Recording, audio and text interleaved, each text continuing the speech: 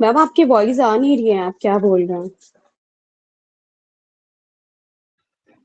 Good afternoon ma'am. Ma'am आपकी आवाज नहीं आ रही है, ना ही बोर्ड क्लियर दिख रहा है। भाई से फेंक हो यार। कौन सा ओवर चल रहा है? हेलो मैम, आवाज नहीं आ रही आपकी।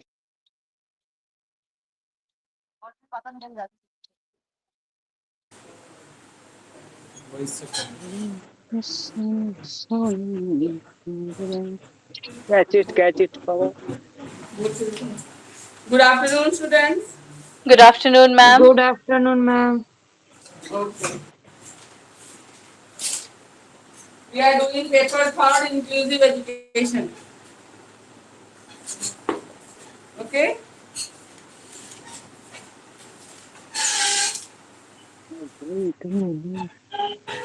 In last class, we have completed multiple disabilities.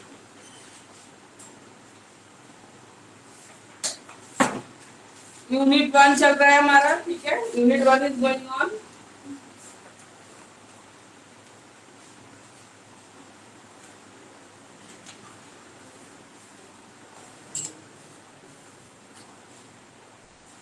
अब आता है आपका concept, meaning and need of inclusive education.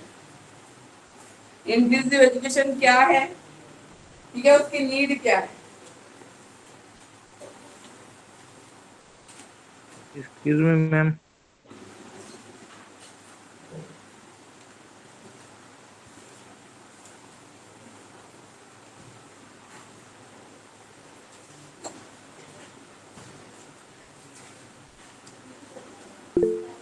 Ma'am ये कौन सी बुक पढ़ा रहे हो आप? हाँ, पढ़ा रहे हो मैम आप ये? क्या बोल रहे हो? बुक है ये, पेपर थर्ड है आपका, creating an inclusive school. Ma'am ये तो है ठीक ही है, नहीं। पेपर थर्ड चल रहा है, यूनिट 1 चल रहा है। ये तो बुक ही नहीं है मैम हमारे सिलेबस में। आपकी आवाज में बहुत कम आ रही है, बी लाउड। मैम ये सिलेबस में बुक नहीं है हमारे। आप कुरुक्षेत्र के हैं? जी मैम। जी मैम। कुरुक्षेत्र में ये वाला टॉपिक तो होगा डेफिनेटली, इंक्लूसिव एजुकेशन का कॉमन टॉपिक है। कोई आया है कुरुक्षेत्र में यहाँ पे? नहीं ना, बुक नहीं है। मैम ये वाली बुक फर्स्ट ईयर में थी हमारी। आपके फर्स्ट ईयर में थी ये वाली बुक? हाँ पेपर दे चुके हम इसका। हाँ, तो फिर आप लीव कर सकते हैं क्लास, अभी तो यही पेपर चल रहा है, ठीक है? Okay ma'am, thank you ma'am. Extra रहता है उसके लिए देखते हैं, अलग क्लास देखते हैं, ठीक है? केयूके के सिलेबस के लिए फिर आप क्लास लीव कर सकते हैं, फिर वही पेपर चल रहा है, तो इंक्लूसिव एजुकेशन चल रहा है, ओके थैंक यू मैम। ठीक है? ठीक है।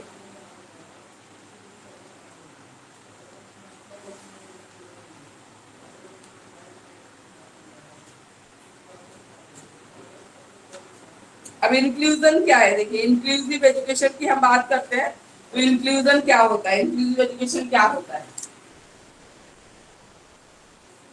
तो यहाँ पे बोला है इंक्लूजन इज अ प्रोसेस। क्या है ये? प्रोसेस है जिसमें आइडेंटिफिकेशन करते हैं क्या क्या बैरियर्स आ रही है, ठीक है? सबको इंक्लूड हम क्यों नहीं कर पा रहे, क्या प्रॉब्लम है उसको आइडेंटिफाई करते हैं और उन बैरियर्स को क्या Excuse me, करते हैं, ma'am. हटाते हैं। Excuse me ma'am, yes, Hindi की बुक में कौन सा page number ma'am? Page number तो बालाजी की बुक में ये है 92 पेज नंबर पे, 92 पे देख रहे हैं ना, इंक्लूजन क्या है उसके बारे में। हिंदी हिंदी में कौन सी? 43, हिंदी में 43 है, इंग्लिश में 92 है। Okay ma'am, thank you.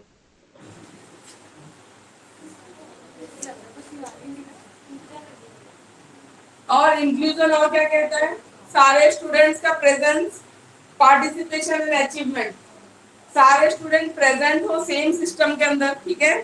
फिर क्या हो, सारे पार्टिसिपेट करें और सारे अचीव भी करें, ठीक है। और पर्टिकुलरली इंक्लूसिव एजुकेशन उस ग्रुप पे फोकस करता है, ठीक है, जिनका मार्जिनलाइजेशन होने का रिस्क है। मार्जिनलाइजेशन मैंने फर्स्ट ईयर में पढ़ाया था, अगर आपको याद है, या एक्सक्लूड होने का डर है सिस्टम से, या अंडर अचीवर बनने का डर है, ठीक है। बाकी जो नॉर्मल अचीवमेंट है बच्चों की, उससे अंडर अचीवर हो सकते हैं या मार्जिनलाइज हो सकते हैं, मतलब उनको किनारा कर दिया जा सकता है, मेन स्ट्रीम सोसाइटी से उनको हटा के किनारे पे हम उनको डाल सकते हैं। तो जिस ग्रुप का ऐसा होने का रिस्क है ना, उसको इंक्लूड करिए आप मेन स्ट्रीम, ठीक है। तो मेन फोकस ये है, इंक्लूसिव एजुकेशन यही कहता है। तो इससे पहले हमने जितने भी, ठीक है, स्पेशल एबिलिटीज पढ़ी, डिसेबिलिटी बोल लो, स्पेशल एबिलिटी बोल लो, उसमें हमने विजुअल, ऑडिटरी, ठीक है, सब कुछ पढ़ा ना, मल्टीपल डिसेबिलिटी को पढ़ा, लर्निंग डिफिकल्टीज भी पढ़ी। तो ये सारे को इंक्लूड करने की बात होती है एजुकेशन सिस्टम में, तब हम उसको बोलते हैं इंक्लूसिव एजुकेशन, ठीक है। अब कैरेक्टरिस्टिक्स क्या है इंक्लूसिव एजुकेशन की? Recognises and accept diversity, every children is different, ठीक है, एवरी चाइल्ड इज डिफरेंट, हर बच्चा एक दूसरे से अलग है। तो उसको क्या करना है, रिकॉग्नाइज करना है क्या प्रॉब्लम है और उसको एक्सेप्ट भी करना है। ये भी के ना, इनका पेपर तो चल रहा है, इंक्लूसिव एजुकेशन चल रहा है। हाँ, ये तो तुम्हारा हो गया है आई थिंक। अरे बैठ तो जाओ थोड़ी देर तक। हाँ, पेपर तो हो चुका है, बस थोड़ी देर बैठ जाओ। Education for all in the schools for all, ऐसा स्कूल हो जहाँ पे सब जा सके, सब पढ़ सके, ठीक है। Acceptance and support to children with SEN, SEN होता है, क्या होता है सेन? सेन वर्ड SEN, इसका मतलब क्या होता है? Sen special educational need, special educational need, Sen, Sen learner बोलते हैं, ठीक है, कैपिटल SEN,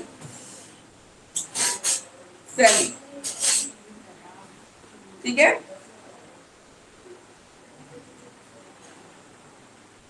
और सेन लर्नर की लर्निंग की रिस्पॉन्सिबिलिटी बोले नेशनल स्कूल सिस्टम है, जो मतलब नेशन, सेंट्रल गवर्नमेंट को कंट्रोल करता है, ठीक है, या नेशनल स्कूल सिस्टम है, पूरे इंडिया में एक जैसा हो, ये कह रहे हैं, ठीक है। Flexible teaching strategies and curriculum, ऐसा बच्चा रहेगा तो ऑब्वियसली आप same curriculum, same teaching method लेके नहीं चल सकते, ठीक है। जो एक कोऑर्डिनेशन है बिटवीन टीचर, पेरेंट और कम्युनिटी के बीच में अच्छे से होना चाहिए, और एप्रोप्रिएट पॉलिसीज गवर्नमेंट को बनानी चाहिए, ठीक है, क्योंकि जब तक पॉलिसी नहीं बन जाती, रूल नहीं बन जाता ना, सब फॉलो करते नहीं है इस चीज को, ठीक है।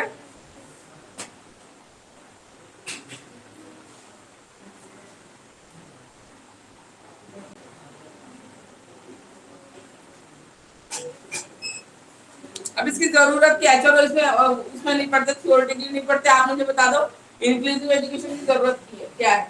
वैसे इस बार जो NEP 2020 आया है उसमें तो बहुत ही फोकस किया गया है, ठीक है, और बहुत सारे स्कूलों में ये करना ही पड़ रहा है मैंडेटरी, जो मैंने आपको पहले ही बता रखा है, लिस्ट वगैरह नहीं तो एफिलिएशन नहीं वो कंसीडर कर रहा है CBSE। तो बताओ जरूरत क्या है? ताकि एक जो बच्चा एबनॉर्मल है उसको अकेला, मतलब होता है ना बुलिंग वगैरह का जो प्रोसेस होता है, सब में मिलकर के रह सके, अकेला तो उसको महसूस ना हो। बुलिंग तो बल्कि जब नए नए बच्चे होते हैं ना, उससे बच्चों को अंदर वो सिंपैथी कोऑपरेशन जगाना जरूरी है। अगर पूरे 30 बच्चों में एक अकेला बच्चा रहेगा तो हो सकता है नॉर्मल बच्चे उसके साथ ऐसा करे, तो उसके लिए तो बहुत ध्यान देने की जरूरत होती है, ठीक है। बुलिंग नहीं, देखो अंडर कॉन्फिडेंस फील करेगा, पहले से शुरू से उसको लगेगा कि मैं मेरी सोसाइटी का पार्ट का हिस्सा नहीं हूँ, आई कांट डू एनीथिंग, है ना। सोशली भी बहुत डिप्राइव फील करेगा, लो फील करेगा, कॉन्फिडेंस में, इमोशन में, तो बाकी सब चीजें भी फिर उसके लिए दिक्कत होती है। तो इसलिए बहुत ज्यादा नीड है इंक्लूसिव एजुकेशन। तो यही सारा होता है, ठीक है। इसमें थ्योरेटिकल है चीजें, आप पढ़ सकते हो, है ना। मेन चीज जब समझ में आ गई तो फिर आगे हम देखते हैं। कॉन्सेप्ट, मीनिंग एंड नीड के बाद आता है transition from segregation to inclusion. Transition from segregation to inclusion, ये मतलब पहले क्या होता था, मैंने पहले भी बता रखा, पहले होता था सेग्रीगेट करते थे, स्पेशल स्कूल्स है, ब्लाइंड के लिए अलग है, ऑडिटरी प्रॉब्लम के लिए अलग है, मल्टीपल डिसेबिलिटी के लिए स्पेशल स्कूल्स होते थे, उनके स्पेशल एजुकेटर होते थे, बच्चे उसी स्कूल में जाते थे। तो वो क्या कर रहे थे, हमने सेग्रीगेट किया हुआ था, सेपरेट डिफरेंट डिफरेंट ग्रुप्स बना रखे थे, ठीक है। अब प्रोसेस कैसा चल रहा है, प्रोसेस जो चल रहा है वो चल रहा है सेग्रीगेशन टू इंक्लूजन। अब हम उन बच्चों को एक साथ बिठा के पढ़ाने की बात बोल रहे हैं, ठीक है। तो सेग्रीगेशन टू इंक्लूजन, इसमें ऐसा कुछ नहीं, अगर ये एक्सप्लेन भी करने को आए ना, सेग्रीगेशन टू इंक्लूजन वाला पॉइंट, ये सारी चीजें उसमें आते हैं, ठीक है। अलग से कुछ नहीं है, मॉडल्स है इंपॉर्टेंट, ठीक है। मॉडल्स क्या क्या मॉडल फॉलो करता है इंक्लूजन का, इसके बाद आएगा प्रिंसिपल आएगा और मॉडल आएगा, ये इंपॉर्टेंट है, ये देखते हैं, ठीक है। प्रिंसिपल्स ऑफ इंक्लूसिव एजुकेशन और मॉडल्स।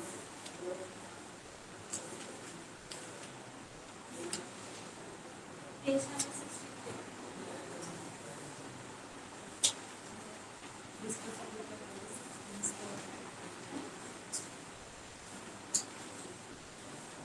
सेग्रीगेशन टू इंटीग्रेशन का शॉर्ट नोट या नोट आ सकता है, ठीक है। उसमें ये सारी थ्योरेटिकल चीजें जो हम, ट्रांजिशन फ्रॉम सेग्रीगेशन। तो उसमें शॉर्ट नोट या नोट आएगा आपका। Principles of inclusive education English में आ जाइए, 109 page number.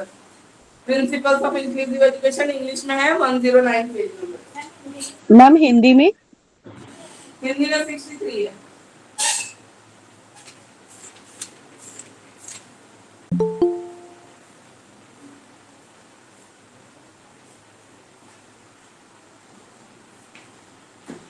English 109, Hindi 63। Principles of inclusive education, ये इंपॉर्टेंट है, ठीक है। ये आता है, ये आपका लॉन्ग क्वेश्चन बनाना होगा तो प्रिंसिपल्स और वो जो स्टेटमेंट है सेग्रीगेशन टू इंक्लूजन एक साथ भी पूछ सकते हैं। लॉन्ग में हो सकता है दो चीजें एक साथ आ जाए, अदरवाइज मोस्टली केसेस में सेग्रीगेशन टू इंक्लूजन सिर्फ एक शॉर्ट नोट की तरह आता है। मैम हिंदी में पेज नंबर कितना है? 63। हिंदी में 63। बताइए क्या बोल रहे हैं? चलिए देखते हैं प्रिंसिपल्स ऑफ इंक्लूजन, ठीक है। फर्स्ट पॉइंट है प्रिंसिपल ऑफ सोशल जस्टिस, ठीक है। जो बच्चों को हम या जिन बच्चों को हम सेपरेट कर दे रहे हैं, ठीक है, आप बोल रहे हैं कि आप इस स्कूल में नहीं आ सकते, आप इनकी तरह नॉर्मल नहीं हो, तो हम कहीं ना कहीं उनके साथ इंजस्टिस कर रहे हैं, ठीक है। सोसाइटी उनके साथ क्या कर रही है, इंजस्टिस कर रही है। तो सोशल इंजस्टिस को जस्टिस में चेंज करने के लिए इंक्लूजन बहुत जरूरी है, ठीक है। तो सोशल इंजस्टिस को दूर करने के लिए, सोशल जस्टिस करने के लिए इंक्लूजन जरूरी है। तो पहला प्रिंसिपल है सोशल जस्टिस। सेकेंड हम आते हैं प्रिंसिपल ऑफ नॉर्मलाइजेशन, ठीक है। नॉर्मल, बच्चे फील करें कि वी आर ऑल्सो नॉर्मल, बाकी जैसे बच्चे सब चीज कर सकते हैं ना, we can also do that, हम भी वो सारी चीजें कर सकते हैं, ठीक है। उनको एलियन की तरह ना फील कराया जाए कि वो बिल्कुल हटके हैं, वो है ही नहीं उनके साथ बैठने लायक या बात करने लायक। तो नॉर्मलाइजेशन, सिचुएशंस नॉर्मल हो। मैंने आपको बार बार एक चीज बोली है कि हमारे टाइम में हमारी क्लास में कोई ऐसा बच्चा कभी रहा नहीं है। मैंने आपको खुद का एग्जांपल बताया कि मुझे नहीं समझ में आएगा कि कैसे हेल्प करनी है, लेकिन अभी अगर बच्चे, ठीक है ऐसे बच्चों के साथ क्लास में अगर एक दो बच्चे, तो नॉर्मल बच्चे भी सीखते हैं कि इन बच्चों को किस टाइप की हेल्प चाहिए होती है, कैसे वो हेल्प कर सकते हैं, ठीक है। और उनको भी नॉर्मल फील होगा और इनको भी कोऑपरेट करना आएगा। आगे दोनों चल के इसी कंट्री के सिटीजन्स बनने वाले हैं, है ना। तो उनको भी पता होगा आगे as a human being, as a citizen of India, ठीक है, उनको भी पता होगा रास्ते में कोई मिल रहा है, मेट्रो में कोई मिल रहा है, ऑफिस में ऐसा कोई कलीग है, तो how to behave with them, ठीक है, how to cooperate with them, उनको पता रहेगा, क्योंकि उन्होंने क्लास में भी देखा है कि लोगों की कैसी नीड है, कैसी प्रॉब्लम्स है। तो ये चीज होती है, ठीक है। तो normalisation, principle of least restrictive environment, ठीक है। इंक्लूसिव एजुकेशन कहता है एनवायरनमेंट ऐसा हो, ऑब्वियसली हम स्कूल एनवायरनमेंट की बात कर रहे हैं, तो स्कूल एनवायरनमेंट ऐसा हो जहां से लीस्ट रेस्ट्रिक्टिव, रेस्ट्रिक्शंस कम हो, जहाँ ऐसा बच्चा, जैसे मैंने आपको एग्जाम्पल दिया था, व्हील चेयर इजीली मूव कर पाए, सीढ़ी के साथ रैंप होना चाहिए, मतलब वॉशरूम्स अलग होते हैं, वाइडर एरिया हो, गैप्स हो रोज के बीच में, ताकि व्हील चेयर वगैरह मूव सके, आप ब्लाइंड बच्चा है वो फुटस्टेप्स काउंट करके जा सके, तो ये सारी चीजें, ठीक है। एनवायरमेंट की जो रेस्ट्रिक्टनेस है वो कम होनी चाहिए।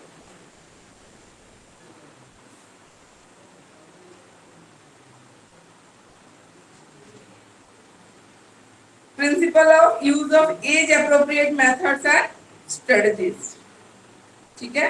एज अप्रोप्रिएट, बच्चे के एज के हिसाब से उसके अप्रोप्रिएट मेथड और उससे पढ़ा, ये होता है। उसके बाद आता है प्रिंसिपल्स ऑफ पार्शियल पार्टिसिपेशन, ठीक है।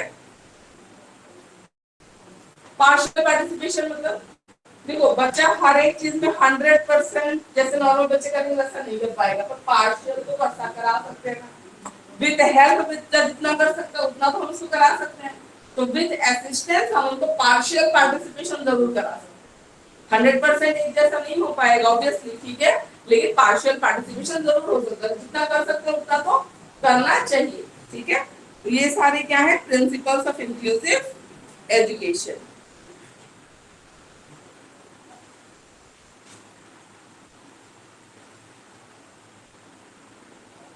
हिंदी में दिखाइए कितना है, क्या है, ठीक है। तो मॉडल्स भी करेंगे हिंदी में बना दिया। व्यक्तिगत विभिन्नता का सिद्धांत, ठीक है, हर बच्चा एक दूसरे से अलग है, उसको ध्यान रखना है। समानता का सिद्धांत, सब बराबर है बच्चे, सहयोग कोऑपरेट करेंगे, ठीक है, वो एग्जांपल आपको बताया। शिक्षा के समान अवसर का सिद्धांत, हर बच्चे को, ठीक है, मिलना चाहिए। समावेशी पर्यावरण, वही लीस्ट रेस्ट्रिक्शन जो एनवायरनमेंट का हमने बोला, ठीक है। उसके बाद सामाजिक कुशलता का सिद्धांत, सोशल जस्टिस, ठीक है, ये और सोशल सामाजिक कुशलता ये भी होता है कि सोसाइटी में कैसे बिहेव करें, सोशल स्किल्स का डेवलपमेंट इन बच्चों में भी, क्योंकि सोसाइटी के बीच में जा रहे हैं, चार लोगों के बीच में जा रहे हैं, तो इनको भी पता रहता है, ठीक है। अब आते हैं what do you understand by models और इंक्लूसिव एजुकेशन मॉडल। ये सारा जो आपकी हिंदी में दे रखा है ना, ये सारा मॉडल है, इसमें इंग्लिश में भी है, पर एक दो उसमें एक्स्ट्रा दिए हुए मैं बता दूं, आप देखते जाना, ठीक है, ताकि सब है सेम। तो अभी हम करेंगे models of inclusive, that very important है, ये लॉन्ग में आता है, मॉडल्स ऑफ इंक्लूसिव।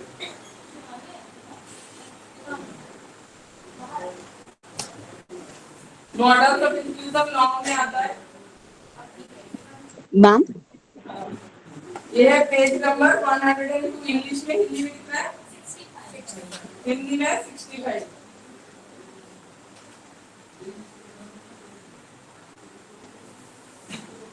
ये चली गई केएमपी वाली, ये तो बहुत दूर से आई है, मतलब नहीं चला, दूर से आती है, इसमें दूरी है शायद। मान लो कितना भी आधा घंटा भी लग रहा है, तो आप आ रहे हो, जा रहे हो, क्लास नहीं हो रही है, तो ठीक है।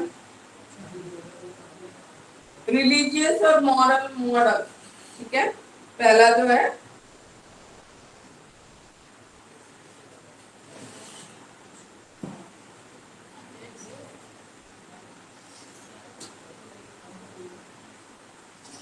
रिलीजियस और मॉरल मॉडल में पहले लोग सोचते थे कि कोई पर्सन अगर डिसेबल है, ठीक है, कोई विजुअली इम्पेयर्ड है, ऑडिटरी है, या उसको कोई प्रॉब्लम है, तो पहले के लोग मानते थे कि इनके कर्म है, ये कहीं ना कहीं रिलीजन वाइज लोग मानते थे कि बुरे कर्म किए हैं, तो कभी ना कभी किया हुआ जो बुरा काम है वो इस जन्म में वो सफर कर रहा है, ठीक है, ये मानते थे। इसकी वजह से तो फिर वो ध्यान भी नहीं देते थे, क्योंकि वो पनिशमेंट का पार्ट समझते थे, ठीक है, तो कोई उनको ना हेल्प करना चाहता था, ना उनको किसी अच्छी नजर से देखा जाता था, और प्लस सोसाइटी में भी एक है, उनको अगर पूरी फैमिली में होता है, जेनेटिक भी होते हैं डिसऑर्डर्स, तो अगर फैमिली में अगर कंटिन्यूटी में ये चीजें हैं दो चार लोगों को, तो ये सोसाइटी भी उस फैमिली को एक्सक्लूड कर देती थी अपने उसमें, ठीक है, वो इंक्लूड नहीं करना चाहते अपने आप में, तो ये सब चीजें होती है उसमें।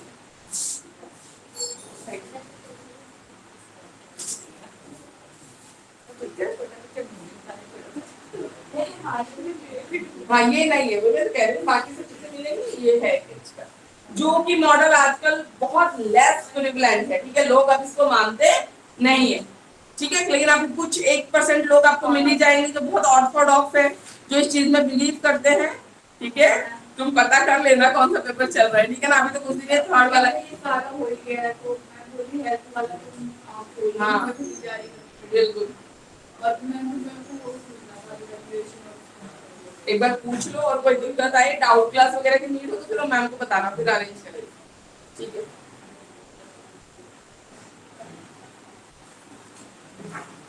ठीक है, तो अभी भी आपको कुछ परसेंट ऑर्थोडॉक्स लोग हैं जो मिल जाएंगे जो इस मॉडल को बिलीव करते हैं, अदरवाइज बहुत ही कम रह गया, बहुत लेस प्रिवलेंट है सोसाइटी में कह लो, ठीक है, हमारी कंट्री में कह लो कि कोई इस मॉडल को बिलीव कर रहा है, आजकल ऐसी बात नहीं है, ठीक है।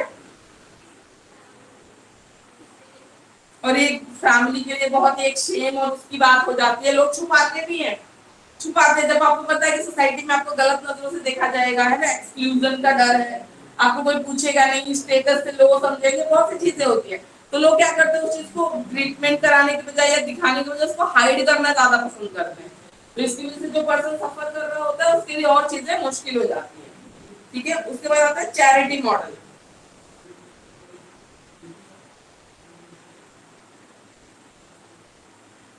लगता है अंशु का कोई क्वेश्चन है, अंशु पूछ लो पहले। क्या क्वेश्चन है? मैम उसका हैंड रेस कब से है? हाँ, फैन की वजह से बढ़ फैन में क्या पता है यहाँ से वॉल्यूम भी कम हो। यहाँ पे थोड़ा कम भी कर दो फैन की अरे ये वाला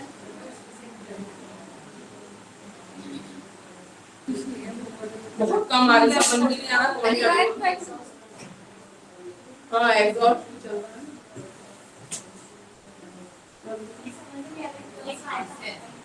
वो मुझे भी नहीं समझ में आ रहा, तभी तो क्या भी नहीं है।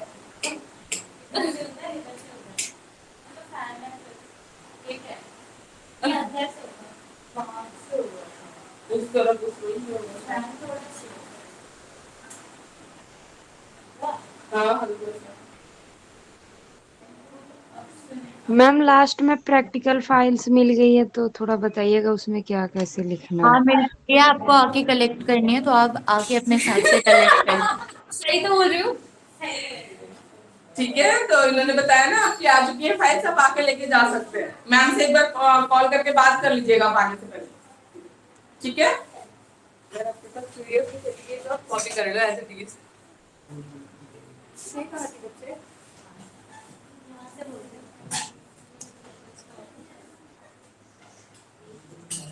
चैरिटी मॉडल में देखो देखो देखो, चैरिटी मॉडल में क्या सोचते हैं, उनपे क्या किया जाता है, पिटी दिखाई जाती है, ओहो बेचारे के साथ गलत हो गया, ठीक है। चैरिटी मॉडल में ऐसा है, चैरिटी मॉडल में लोगों की थिंकिंग कैसी है कि वो बेचारे के साथ बुरा हो गया, इसको मैं थोड़े पैसे देके हेल्प कर दूं, इस टाइप का, ठीक है। तो चैरिटी मॉडल वो है जहां हम उसको सेल्फ सफिशिएंट बनाने की कोशिश नहीं कर रहे हैं, हम उसको इंक्लूड भी करने की कोशिश नहीं कर रहे हैं, बिल्कुल अपने बराबर तो समझ नहीं रहे, उल्टा हम उसमें दया दिखा रहे हैं, ठीक है। हम कह रहे वो हो तुम्हारे साथ गलत हो गया तो तुम्हें खर्चा अगर तुम कमा नहीं सकते तो मैं चैरिटी कर देता हूँ, मैं पैसे दे देता हूँ, तो तुम्हारी लाइफ थोड़ी बहुत अच्छे से चल जाएगी, ठीक है। तो इस तरीके के तो चैरिटी सेंटर्स खुले हुए हैं जहां से लोगों को रख रहे हैं, ठीक है। उसमें भी उनको कुछ करने का, मैंने बोला ना बार बार, उनको आगे लेके आने की कोशिश नहीं है, चैरिटी की तरह उनको खाना दे दिया जा रहा है, ठीक है, वो रह रहे हैं अपना, उनका खर्चा पूरा डिपेंडिंग, चैरिटी कर रहे हैं, चैरिटी कर रहे हैं, दया दिखा दे रहे हैं, तो तुमको खाने को हम कर दे रहे हैं, पहनने की व्यवस्था हम कर दे रहे हैं, रहने के लिए सेंटर है यहाँ पे रह लो। तो मोस्टली वो डिटेंशन सेंटर नहीं होता जहाँ पे टेररिस्ट वगैरह को डिटेन करके रखा जाता है, बहुत कस्टोडियल उसमें, हाँ, तो ऐसा फील होता है लोगों को वहां पे कुछ अच्छा फील, पॉजिटिव, ठीक है, ऐसा कुछ फील नहीं होता, ना कॉन्फिडेंस फील करते हैं, ना इमोशनली भी, ठीक है, अटैच फील करते हैं, ऐसा कोई भी फीलिंग उनको वहां पे नहीं होती, तो ये मॉडल भी अच्छा नहीं, ठीक है। चैरिटी मॉडल को भी हम बहुत अच्छा मॉडल नहीं मानते। हमें ये लिख के लास्ट में बताना है क्या कि पॉइंट में कौन सा मॉडल अच्छा है कौन सा नहीं, पूछेंगे तो बताना कैसे, अगर नॉर्मली लिखा है तो सिर्फ हाँ, मॉडल क्या होता है, ठीक है, और सारे मॉडल्स एक्सप्लेन कर देंगे,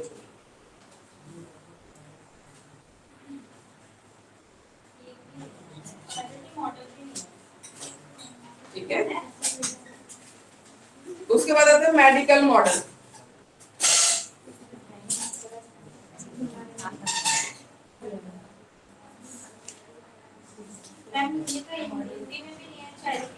हाँ, ये मेडिकल तक नहीं है, उसके आगे वाला से आपका है। Economical model, empowering, functional model.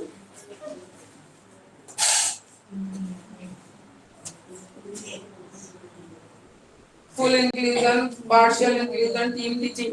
लेकिन ये ना इंपॉर्टेंट मॉडल्स है, इसमें तो है ही नहीं, तो आपको लिखना पड़ेगा। ये तो मैं लिखवाऊंगी, आप इंग्लिश वाले ना लिख लेना, या मैं भेज दूंगी, या जैसे भी होगा, क्योंकि ये चीज तो चाहिए, इसमें है नहीं ये नहीं रखा। वो आती है उसकी सेकंड नहीं आती, वो अलग से बहुत ही अच्छे, बहुत अच्छे से बहुत अच्छी थी, नहीं आती सेकंड।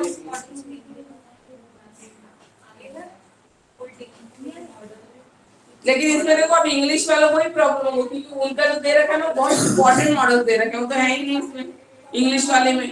तो ये सब तो तुम लिखोगे, साथ में मैं नाम लिख दूंगी, समझा भी दूंगी, ठीक है। वो मॉडल्स तो ऐड करने पड़ेंगे इंग्लिश वाले बच्चों को, अभी बताऊंगी, ऐड में करते हैं, ठीक है। पहले से जो है वो कर लेते हैं, ठीक है। वो हिंदी वाले भी ले लूंगी मैं उसमें से, फिर वो इंग्लिश वालों को ऐड करना पड़ेगा। 2-4 पॉइंट आपको ऐड करने पड़ेंगे, 2-4 इनको ऐड करने पड़ेंगे। आपके नहीं, चैरिटी वगैरह भी नहीं है, रिलीजियस वगैरह भी नहीं है उसमें।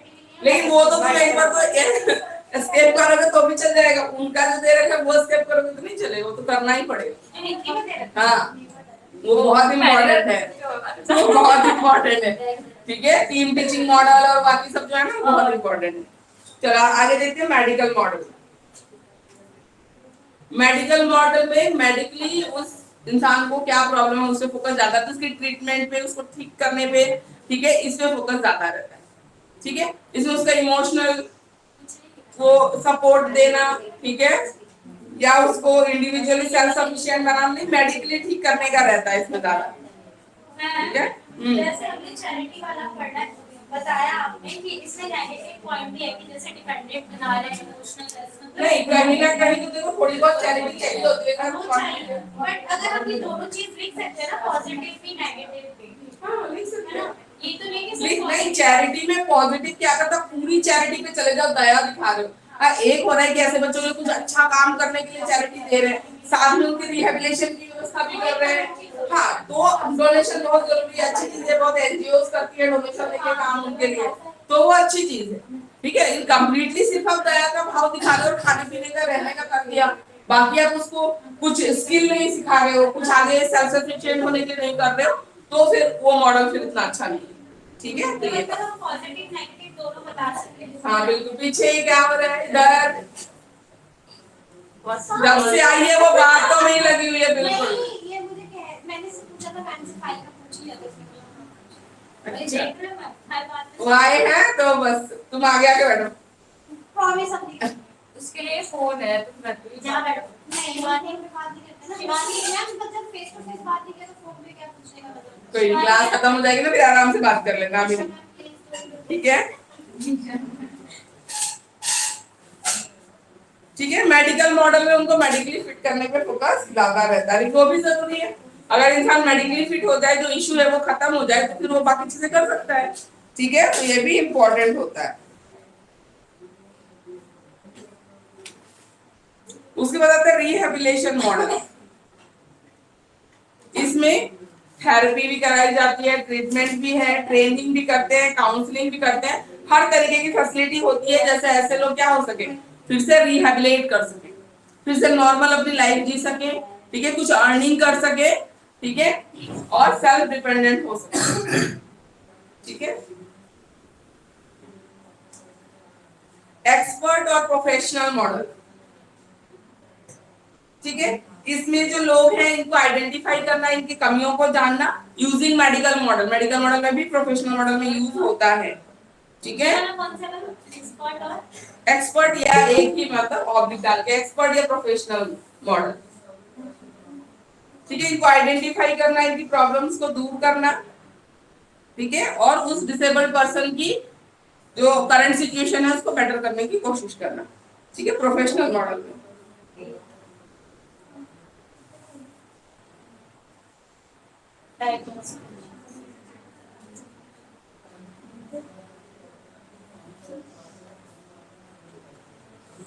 अब ये प्रोफेशनल मॉडल में क्या होता है, कुछ प्रोफेशनल्स होते हैं जो हायर किए जाते हैं इन लोगों के लिए, ठीक है। तो अगर ये बहुत प्यार से कनेक्शन बना के उनके लिए कुछ रूल्स बना रहे, रेगुलेशंस बना रहे, उनको बता रहे कि आप ऐसे कीजिए, ऐसे करने से आपके लिए अच्छा रहेगा, और वो लोग कर रहे हैं तो ठीक है। लेकिन मोस्टली चॉइसेस में क्या होता है, प्रोफेशनल वाले मॉडल में ये मतलब ये रूल बोलते हैं, उनको फॉलो करना है, उनका मन है या नहीं मन है, ऐसा वाला सिचुएशन आ जाता है, क्लाइंट और बॉस वाला सिचुएशन हो जाता है। तो अगर उसको स्किप करके हम नॉर्मली अगर एक कनेक्शन बना के चल सके प्रोफेशनल और क्लाइंट के बीच में, क्लाइंट इसमें जो डिसेबल्ड पर्सन है उसको बोला जा रहा है, ठीक है। तो अगर एक कनेक्शन के साथ चीजें की जाए तो अच्छा रहेगा, ठीक है, उनके लिए अच्छा रहता है। और छोटी छोटी चीजें जो डेली उनको करनी है वो बताता है प्रोफेशनल कि आपको कैसे कैसे इंप्रूव करना है, ये चीज होती है। फिर आता है सोशल मॉडल। सोशल मॉडल मानता है, ठीक है, कि इन डिसेबिलिटी की वजह से क्या करते हैं, सोसाइटी में पार्टिसिपेशन करने में अनेबल होते हैं, ठीक है, वो नहीं कर पाते हैं।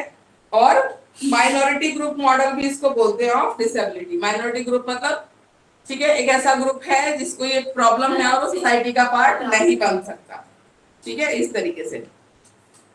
तो सोसाइटी में प्रॉब्लम है, लोगों में ऐसी मेंटेलिटी है जो उनको एक्सेप्ट नहीं करना चाह रहे, और साथ में एनवायरनमेंट भी ऐसा है कि वो नहीं जा पा रहे। जैसे मैं बोला बस में चढ़ के जाना हो तो पहले लो फ्लोर बसेस होती नहीं थी, सीढ़ियों वाली होती थी, 2-3 स्टेप चढ़ो तब जाके आप बस में एंटर करोगे, तो वो फैसिलिटी भी नहीं थी। अगर ऐसा कोई इंसान जो व्हीलचेयर पे है या पैरों में दिक्कत है, वो चढ़ के जाना चाह रहा है या विजुअली इंपेयर्ड भी है, चढ़ना चाहेगा तो वो गिर सकता है, उसको प्रॉब्लम हो सकती है। तो सोसाइटी में एनवायरनमेंट भी अलाउ नहीं कर रहा है, साथ में साथ लोगों की सोसाइटी मेंटेलिटी भी उसको अलाउ नहीं कर रही है एक्सेप्ट करने के लिए। पर अब इसलिए रेस्ट्रिक्शन फ्री एनवायरनमेंट की बात की जाती है जहां ऐसे लोग भी जा सकते हैं, जैसे लो फ्लोर बसेज आ गई और बाकी सब चीजें भी, ठीक है।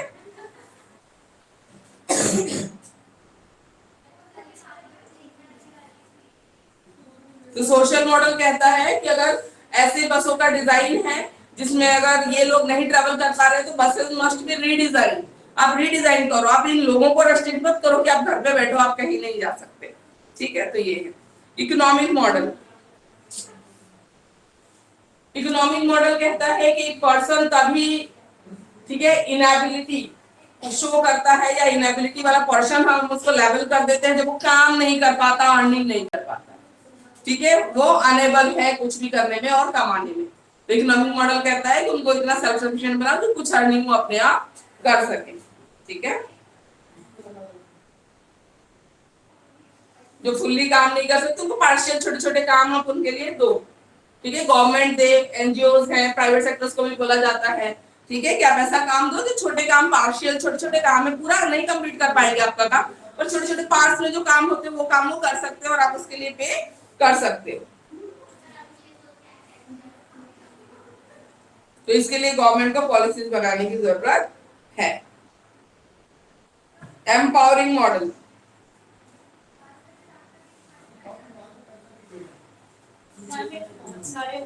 हाँ बहुत सारे, वही इम्पोर्टेंट, मेन तो वही है, ये तो हम एडिशनल पढ़ रहे हैं। आप यही करवा दो ना। नहीं वो तो करवाऊंगी ना, साथ में लॉन्ग क्वेश्चन में आएगा 3 मॉडल तो थोड़ी काम चल जाएगा, वो तो करवाऊंगी।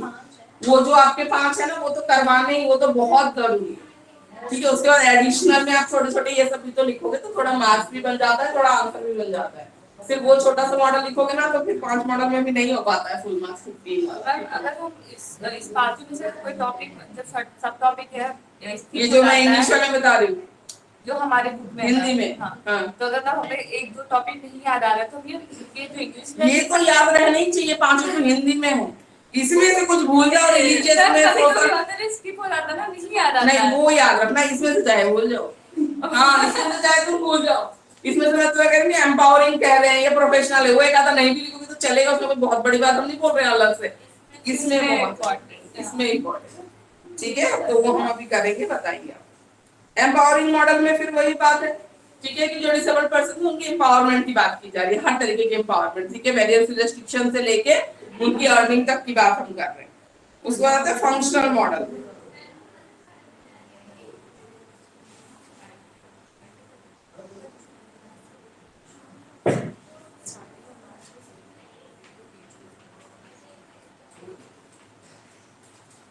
फंक्शनल मॉडल में मॉडल ऐसा होना चाहिए जो वर्किंग हो, जो फ्रूटफुल हो, जिसके रिजल्ट आ रहे हो, functional model. Human rights model में, ह्यूमन राइट्स मॉडल में एज ए ह्यूमन बीइंग उसको हर वो चीज करने का राइट है जो एक नॉर्मल पर्सन कर रहा है। फंक्शनल मॉडल में है जैसे कि अगर मैं बोलूं हर बच्चे को एजुकेशन का राइट है, ठीक है, तो उसमें स्कूल को प्रोवाइड करना, ठीक है, स्कूल का डिस्टेंस कम हो, बच्चा जा सके, ये सब किसकी जिम्मेदारी है? हमारी जिम्मेदारी है। तो फंक्शनल मॉडल, मालूम अगर मैं कोई बात बोल रही हूँ उसको मुझे फंक्शनली चलाना है या करना है, ठीक है, तो उसकी फैसिलिटीज भी कौन अवेलेबल कराएगा? आप ही कराओगे ऑब्वियसली, तो फंक्शनल मॉडल, ठीक है। ह्यूमन राइट्स मॉडल में, ठीक है, मैंने बोला कि आपको ह्यूमन राइट्स ह्यूमन राइट्स में नॉर्मल पर्सन को जितने भी राइट्स अपने यूज करने का अधिकार है ना, उतना सारा अधिकार उनको भी है, ठीक है।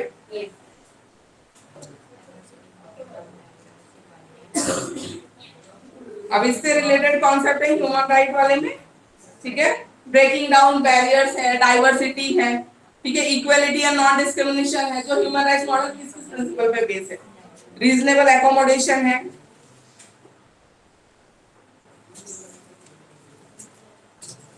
एक्सेसिबिलिटी है, उनके लिए एक्सेसिबल हो हर एक चीज, इक्वल पार्टिसिपेशन है, ठीक है, private and public freedom, private freedom भी होना चाहिए और पब्लिक फ्रीडम भी होना चाहिए, ठीक है, पब्लिक में भी फ्रीडम से वो रह सके और प्राइवेट अपनी प्राइवेट लाइफ भी वो अच्छे से वो कर सके, उसके लिए उनको फ्रीडम होना चाहिए। इसके बाद आते हैं जो मोस्ट इंपॉर्टेंट मॉडल्स है, ये तो ना इंग्लिश में बालाजी वाले में सही से देने का, ठीक है, जो इंपॉर्टेंट है वो हिंदी वालों में क्लियर है, जो टीचिंग है वो ज्यादा इंपॉर्टेंट मॉडल्स है, ठीक है। हाँ,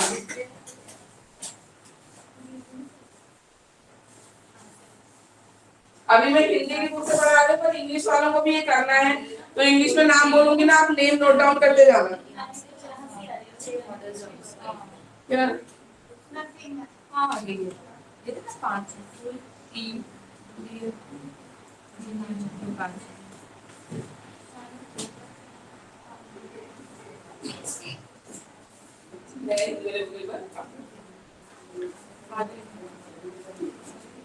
इंग्लिश वाले बच्चों में नीचे जगह है देखो बुक में, है ना, वहां पे ऐड कर लो एक बार नाम।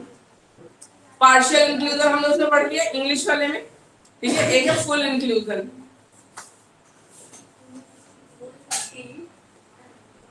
कंप्लीट या फुल इंक्लूजन, पहले मॉडल्स के नाम लिख देती हूँ मैं सारे, ठीक है, उसके बाद मैं एक्सप्लेन कर दूंगी। Team teaching model,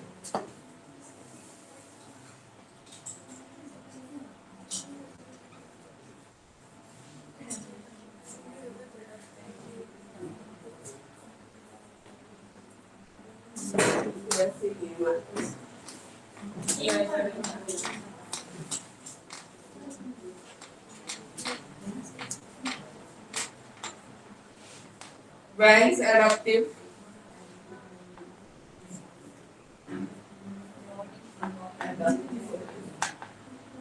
adaptive learning environment,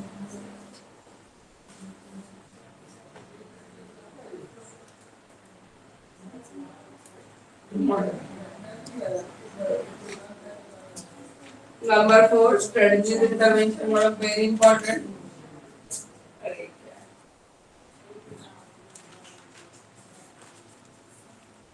strategies to board Chetan sir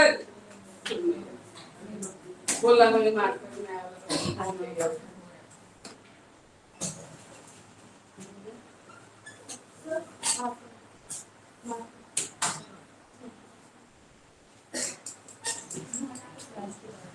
strategies intervention model, circle of inclusion model।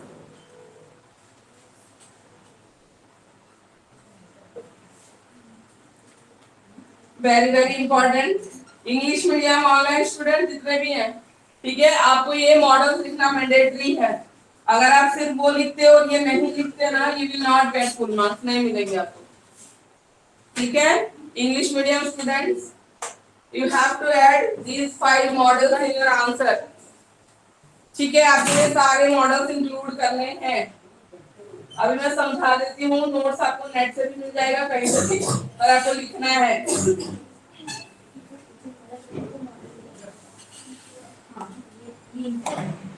Online English students, are you getting my point? समझ में आई आपको बात? Yes, ma'am. ठीक है, आपको ये पांचों मॉडल्स इंक्लूड करने हैं, मैंडेटरी है। If you are willing to get good marks ना इन दिस क्वेश्चन, तो ये पांचों मॉडल्स वेरी वेरी आपको इंक्लूड करने ही है।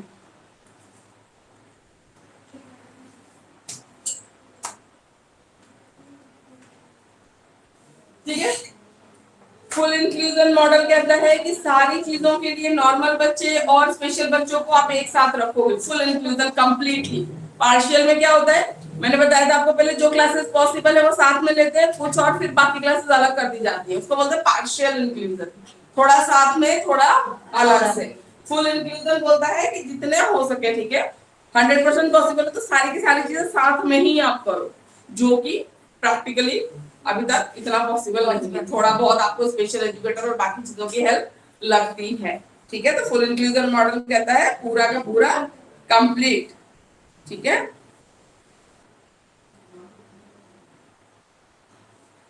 और जो स्पेशल एजुकेटर भी है ना साथ में, जो लिया जा रहा है इनको पढ़ाने के लिए, फुल इंक्लूजन कह रहा है, तो कह रहा है उसको साथ में ही रखो। ठीक है, वो बाकी बच्चों को भी कुछ ना कुछ कराएगा, उनको भी अलग से कराएगा, लेकिन उनकी जो रेस्पॉन्सिबिलिटी है ना एकदम स्पेशल एजुकेटर वाली मत रखो। बिल्कुल नॉर्मल टीचर जैसे बाकी बच्चों के साथ रहता है ना, वैसे ही सारी ड्यूटीज उन स्पेशल एजुकेटर्स की भी होनी चाहिए।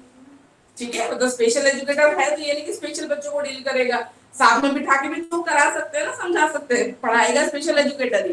तो कह रहे नॉर्मल टीचर की तरह ही रहने दीजिए आप उनकी रेस्पॉन्सिबिलिटीज को, अलग से वो करने की जरूरत नहीं है फुल इंक्लूजन में, तो बच्चे को भी अलग फील नहीं होगा। ठीक है,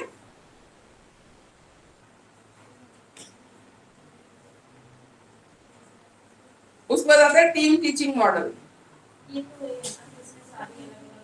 सारे जो थेरेपिस्ट हो गए, स्पेशल एजुकेटर्स हो गए, पूरी टीम हो गई टीचर्स की, डॉक्टर्स और सब कुछ वो होता है टीम टीचिंग। ठीक है, जिसमें नॉर्मल टीचर, एक जनरल टीचर और स्पेशल एजुकेटर के बीच में कोऑर्डिनेशन, कि मैंने इतना करा दिया है और आपको इतना आगे कराना है इन बच्चों को। ठीक है, इस चीज का टेस्ट होने वाला है, एग्जाम होने वाला है, पेपर में ये सारे टॉपिक्स हैं तो मैंने कराया है, रिवीजन आपको कराना है। ठीक है, ये आपको स्पेशल कैसे तरीके से समझाना है वो आप देख लीजिए।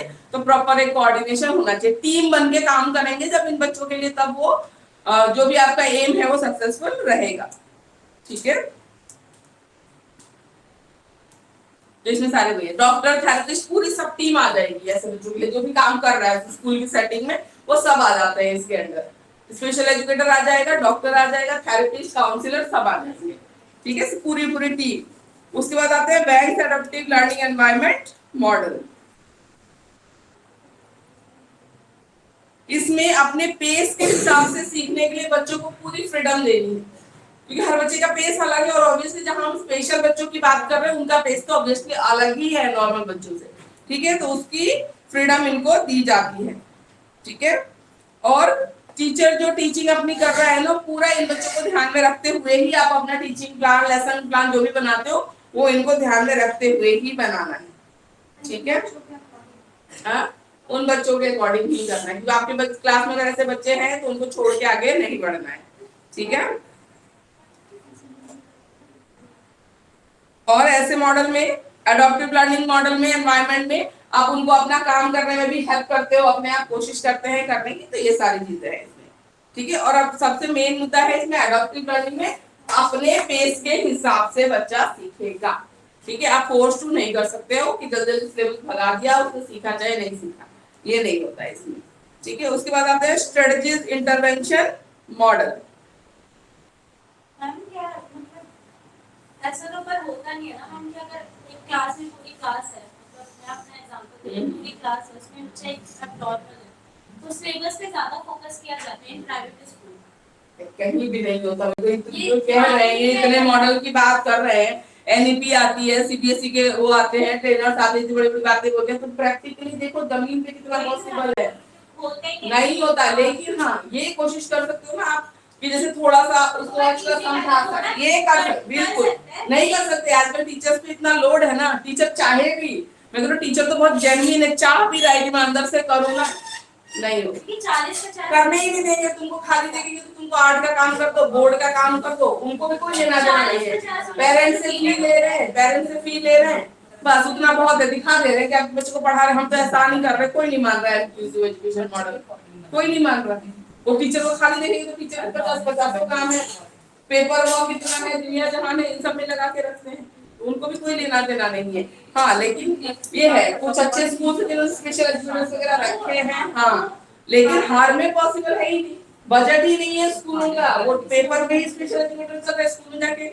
आज चला जाए सीबीएसई का टीम तो बिना रिश्वत वाली टीम जाए तो रिश्वत खिलाएंगे तो खैर पेपर भी चल ही रहा है, दुनिया जहां में चल रहा है, कैसे चल रहा है, रिश्वत खा के तो चल रहा है और कैसे चल रहा है, ऐसे ही तो चल रहा है। लेकिन एक्चुअल में जेन्युइन कोई ऐसा आए ना जो रियल चेकिंग करे ना, दिल्ली में से हजारों स्कूल निकल जाएंगे जहाँ पे ना एक स्पेशल एजुकेटर है, ना काउंसलर है, ना लाइब्रेरियन है, बहुत स्कूल निकल जाएंगे, बहुत। गवर्नमेंट भी है, गवर्नमेंट में लोग एक्सक्यूज दे देते हैं, पैसा नहीं है, बजट नहीं है, एक टीचर पे इतना लोड है। पैसे तो सब कुछ है, सारे चीज के पैसे आते हैं, एक टीचर उनकी भी अथॉरिटी बनाई जाती है ना, जैसे साल में एक बार आए चेकिंग के लिए जो हम थे, तो स्कूल के कुछ पेरेंट्स मेंबर बनते हैं, वही आ जाते हैं चेकिंग करने के लिए, अलग से भी नहीं आते कि हाँ सीबीएसई वाला है, वो नहीं आते हैं स्कूल तो वो तो फिर वो स्कूल मैनेजमेंट कमेटी के मेंबर्स ही है ना, हाँ कमेटी के जो मेंबर्स होते हैं वहाँ पे चीफ गेस्ट पे भी उन्हीं को बुला रहे सारी चीजें, बट इनकी सेटिंग होती है ना, तुम अच्छी रिपोर्ट दो, हम ठीक है ऐसे चलता है सब। हमारे स्कूल में तो आती थी, चेकिंग होती थी और उनका एजुकेटर भी था अलग। आएगा तो आपको पता नहीं चलेगा, फिर वो आएगा तो पता नहीं चलेगा ना कि वो है कौन, बट उन्हीं की सारी स्कूल से उनका पता होता है सारा। नहीं एसएमसी की तो इन्फेक्शन होती है, एसएमसी वाले तो अपने आप में वो बनाते भी उसी पेरेंट को मेंबर है जो उनके काम आएगा। नहीं ऐसा नहीं कह रहे सारे स्कूल, लेकिन मोस्टली अभी भी तुमको मिल जाएंगे बहुत स्कूल जो ऑन पेपर कुछ और दिखा रहा है और ऑफ कुछ और चल रहा है, तो ऐसा है। तो वहाँ ऐसा जरूरी नहीं कोई स्पेशल एजुकेटर होगा, वहाँ पे क्या करेंगे फिर ये जनरल टीचर है तो कितना कर लेगा एक बच्चे के लिए, तो मुश्किल आती है, ऐसे जो हमें मुश्किल है। बाकी अच्छे स्कूल्स भी है, ऐसा नहीं है, बहुत अच्छे स्कूल्स भी है जिनके पास स्पेशल एजुकेटर है जो प्रॉपर ध्यान दे रहे हैं, ऐसे स्कूल्स भी है, ठीक है। तो वहाँ पे ये सब चीजें हैं। क्लास में 2 थे, उसमें से एक क्लास में 2 थे और एक को तो स्पेशल एजुकेटर लगता ही था और एक नॉर्मल था, मतलब उसका ये था ब्रेन फुल ठीक काम कर रहा था, वो सारी क्लासेस लेता था। और एक जो था उसका थोड़ा सा ज्यादा मेंटली वो था, तो उसके लिए एजुकेटर आता था, थोड़ी बहुत क्लासेस लेता था। हाँ तो होता है, बिल्कुल होता है, अच्छे स्कूलों में है, ऐसा नहीं है, लेकिन बहुत से ऐसे भी हैं, बहुत से ऐसे स्कूल भी हैं जो दिखा रखे हैं पर लोग नहीं है, अवेलेबल नहीं, उनकी डिग्रियां यूज कर रहे हैं, थोड़े बहुत महीने में उनको पैसे देते रहे, तो ऐसा है। हमारे स्कूल खुद है जिसमें मैं पढ़ाने लगती हूँ। मैम हमारे स्कूल में तो उनकी हर क्लास में वैसे एक दो बच्चे ना बिल्कुल लिखते भी नहीं है, वो थर्ड फोर्थ में है और एडमिशन ले रहे हैं वो लोग, ये भी नहीं है कि नहीं ले रहे एडमिशन, लेते हैं ध्यान थोड़ा बहुत कितना टीचर है पॉसिबल है, पर टीम टीचिंग मॉडल जो हम कह रहे हैं ना वो तो फिर सक्सेसफुल है रेट, अगर आप अप्लाई करो तो वो सक्सेसफुल है। स्पेशल एजुकेटर रहेगा तो आप बात तो कर लोगे कि मैंने आज ये पढ़ाया है, आप देखना इसको रिवाइज करवा दो या अलग मेथड से आप देख लो। टीम टीचिंग तो बहुत हद तक सक्सेसफुल एक मॉडल लगता है। बाकी मैम एक बच्चे को एक्सेस कर लेते हैं वो कि आप एज अ फ्रेंड जो आपका कर रहा है वो तो सिखाता ही है बच्चों ने। हाँ वो तो पीयर ट्यूटरिंग बोलते हैं उसको, ठीक है, वो तो बहुत अच्छा होता है, फ्रेंड से डरते नहीं है बच्चे, तो सीख भी जाते हैं। तो टीम टीचिंग बनाने के टीम भी तो हो, अकेले की थोड़ी टीम होती है ना। स्पेशल एजुकेटर होगा आपके स्कूल में तो आप टीम टीचिंग करोगे, कोऑर्डिनेट करोगे, कोई है नहीं तो फिर अकेला टीचर किससे कोऑर्डिनेट कर लेगा, बाकी सब्जेक्ट टीचर से करेगा। तो बाकी तो जनरल फिर सबको सिलेबस ही लेके चलना है तो कैसे करेगा, तो स्पेशल जो होगा वही लेके चल सकता है ऐसे बच्चों को। Strategy intervention model, strategy intervention strategies बनाना, ठीक है। तो इसमें फर्स्ट पार्ट में हम क्या करते हैं, जो जनरल टीचर है और जो स्पेशल एजुकेटर है, ठीक है, वो बताता है कि कैसे पढ़ाया जाएगा, ठीक है। नॉर्मल बच्चों और स्पेशल बच्चों को एक साथ बताता है कि ये हम प्रैक्टिकल कराएंगे, थ्योरी इतना पढ़ाएंगे, ऐसे पढ़ाएंगे, वो सब बच्चों को बताया जाता है। स्टार्टिंग में सबको बताया जाता है कैसे करेंगे। जो जनरल टीचर और स्पेशल एजुकेटर मिलके जो प्लान बनाती है, जो स्ट्रेटेजी बनाते हैं, वो शेयर करते हैं बच्चों के साथ।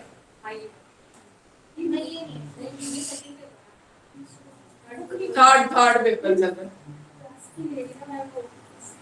नहीं तो वीडियोस देख लिया करो फिर आपको पता चल जाएगा ना हमारे सेंटर। अच्छा थर्ड पेपर चल रहा है, ठीक है। मॉडल चल रहा है, प्रतिमान, समावेशी शिक्षा के प्रतिमान।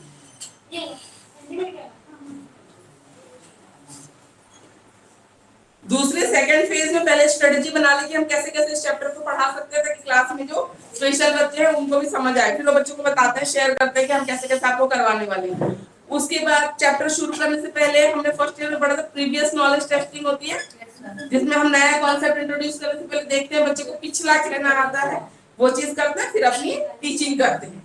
ठीक है, स्पेशल एजुकेटर भी पढ़ाएगा और साथ में जनरल टीचर भी पढ़ाता है, और लेसन प्लान वगैरह अपना तैयार कर लेते हैं, उसके बाद वो पढ़ाते हैं उसके हिसाब से। उसके बाद आते हैं थर्ड फेज में।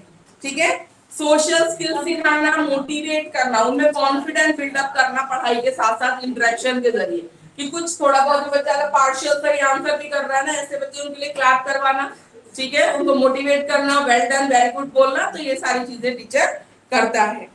ठीक है, और ग्रुप एक्टिविटीज देना। ठीक है, ग्रुप एक्टिविटीज करवाते हैं ताकि वो टीचर से सीखने के साथ साथ अपने फ्रेंड से भी सीख सके। ठीक है, पीयर ट्यूटरिंग जिन्होंने बोला वो बहुत हेल्पफुल रहता है ऐसे बच्चों के लिए, पीयर ट्यूटरिंग बहुत हेल्पफुल रहता है। एक था तो हम लोग भी जाते थे, तो ऐसे हाँ चल अभी तू पढ़ा रहा है, ठीक है, अब मतलब बच्चे एक्साइटेड रहते थे, अब मैं कराऊंगी उसको, मेरा आर्ट अच्छा है तो अब मैं ऐसे मतलब बिल्कुल, और जनरल बच्चे भी पीयर ट्यूटरिंग से बहुत मोटिवेट होते हैं। मतलब हमारी क्लास में था वो खुद ही इनिशिएट कर रहे होते थे, मैम को बोलने की नीड भी नहीं थी कि तुम दोस्त बनाओ, अंदर से था। पर 1-2 साल में बच्चे ऐसे हो गए थे, मैम वो हमें नीचे के रूम क्यों दे रहे हो, क्योंकि हमारे उसमें लिफ्ट तो अभी बनी है, और जब हम पढ़ते थे ना तो क्या बोलते हैं वो लिफ्ट तो उसी जगह में बनाया हुआ उन्होंने, स्लैम के क्या कहते हैं वो, हाँ तो वो रैंप, हाँ सीढ़ी थी उसी साइड में, रैंप, हाँ तो ना पर ना स्टिल स्कूल वाले क्या करते हैं कि वो नीचे वाले रूम्स ही देते हैं, क्योंकि वो ज्यादा इजी पड़ता है उन्हें। हाँ, स्पेशल बच्चों को नीचे तो बच्चे मैम प्रिंसिपल को बोलते थे कि हम सारे मैम बच्चे हमें चढ़ा रहे हैं ऊपर वाले कॉरिडोर वाले के लिए, तुम तो नीचे ही हो इतने सालों से, तो उनका वो चलता था। बाद में बहुत लेट जाके ऊपर का रूम मिला था, जब तक उनका सेक्शन चेंज हो गया, तो थोड़ा सा एक वो हो जाता है कि उसमें चांसेस थे कि अभी बुली ना होने लग जाए, बट स्टिल बच्चों ने संभाल लिया था, कर लिया था, क्योंकि मेजॉरिटी बच्चे ऐसे थे कि वो इनिशिएटिव अपना आगे से ले और कोऑपरेटिव भी थे बच्चे, तो हो जाता है। नहीं, जनरल बच्चों में भी, ये जनरल टीचर के लिए भी पीयर ट्यूटरिंग बहुत मतलब एक बहुत अच्छा आपका हथियार है, अस्त्र शस्त्र है टीचर के लिए, जो आप कर सकते हो। बच्चा समझा भी देगा, आपका भी बर्डन कम, और बच्चा समझ भी जाएगा आसानी से। जो बच्चे समझते हैं ना, उनको एक एक के साथ बिठा दो, और जब आप सिटिंग अरेंजमेंट वगैरह करते हो तो इसी तरीके से किया करो। हाँ, तो आजकल टीचरों पे इतना बर्डन है ना, किसी का काम नहीं कंप्लीट उसको समझ नहीं है, तो इतना समझदार बच्चा वो उसको करवा भी देगा, समझा भी देगा। और क्वेश्चन आंसर्स के टाइम पे जैसे एक था वो थोड़ा सा रुक के बोल रहा था, वो बोलता था, तो सारे बच्चे वेट करते थे कि हाँ चलो ये आंसर दे रहा है तो हम इसका आंसर सुनेंगे, फिर गलत भी होता तो दूसरा वाला उसको ठीक कर। यही होना चाहिए, स्कूल का क्लासरूम का एनवायरनमेंट ऐसा ही होना चाहिए। ठीक है, मजाक उड़ाना और ये सब तो अभी से बच्चे सीखेंगे ना बचपन से, तो नहीं करेंगे वो आगे भी ऐसा। और साथ में वो करेक्शन जो होता है, देखो इधर नोट, अरे पहले इसको बता दो क्यों हंस रहा है, तभी ये पढ़ेगी। निकालो बाहर, वो तो सुन ही रहे हो, तो बात भी नहीं कर रहा, तुम भी बात कर रहे हो, हंसने दो, हंसे भी ना। और तो बताओ ये हंस रहा है, उसमें भी परेशानी हो रही है इसको। देखो इधर, उसके बाद एक जो होती है चेकिंग जो करते हैं ना टीचर, उसमें आपका बहुत टाइम जाता है, तो आप लोग पीयर जो चेकिंग है वो भी करा सकते हो, फ्रेंड्स को दे सकते हो चेकिंग करने के लिए, एक दूसरे का चेक करेंगे तो उनको भी देखता हूँ तुम्हारी कितनी गलती, इस चक्कर में ना अच्छे से चेक भी हो जाएगा, उनको पेंसिल से आप चेक करवा दो। और ये तो सीबीएसई कहती है, कोई अगर आपका कोऑर्डिनेटर है, कोई है ना, कोई बोले कि आपने कैसे चेक करवा दिया ये वो, बिल्कुल सीबीएसई कहती है लिखा हुआ इतने बार बार अक्षरों में डाउनलोड करके उनको पीडीएफ दिखा देना, ये लिखा हुआ है, करवा सकते हैं। ठीक है, सीबीएसई जो ट्रेनर्स होते हैं वो बोल के जाते हैं कि आप ये करवा सकते हैं, फ्रेंड से चेकिंग भी करवा सकते हैं, बिल्कुल करवा सकते हैं। हाँ, लेकिन फाइनल चेकिंग आपकी होगी, आप बोलो उसको पेंसिल से चेक करो, अपनी उसकी नोटबुक आपने अच्छे से चेक कर दी, अब बोलो आपने नोटबुक से मैच करके तुम ये नोटबुक चेक करो और देखो कहीं छोड़ा तो नहीं है, कहीं कुछ रहता तो नहीं है, कुछ छोड़ा है तो क्वेश्चन मार्क लिख दो, कुछ गलत है तो पेंसिल से क्रॉस लगा दो, तो ये सब चीजें आप कर सकते हो, और कोई मना नहीं कर सकता। आधी चीजें तो इसलिए परेशानी की, आधी चीजें तो जो आपके ऊपर बैठा है ना इंसान, उसको ही नहीं पता है, उसको ही नहीं पता है, फिर उसको लगता है ओ माय गॉड टीचर अपना काम करने के लिए ऐसे कर रही है, पता ही नहीं है उनको। तो ये सब चीजें हैं, प्रॉब्लम है, लेकिन ये तो है, आप करवा सकते हो, कोई दिक्कत नहीं है, पेंसिल से करवाओ, बाद में आप फाइनल चेकिंग करके और अपना साइन कर सकते हो। ये पीयर ट्यूटरिंग है, पीयर चेकिंग भी होती है, करवा सकते हो। उसके बाद आते हैं स्ट्रेटजी इंटरवेंशन में,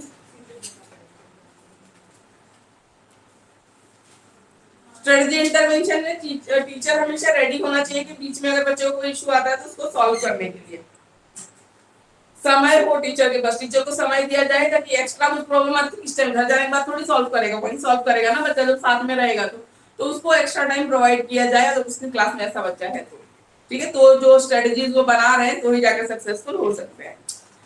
स्पेशल एजुकेटर और जनरल टीचर के बीच में एक कोऑर्डिनेशन, एक तालमेल होना जरूरी है।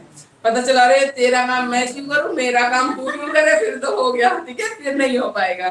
एक अच्छा कोऑर्डिनेशन चाहिए होता है। और लर्निंग जो वो होते हैं टीचिंग एड्स होते हैं ना, उनका यूज करके बच्चों को पढ़ाया जाए और बच्चों को भी उसको अच्छे से समझ में आ जाएगा। उसके बाद आते हैं circle of inclusion model.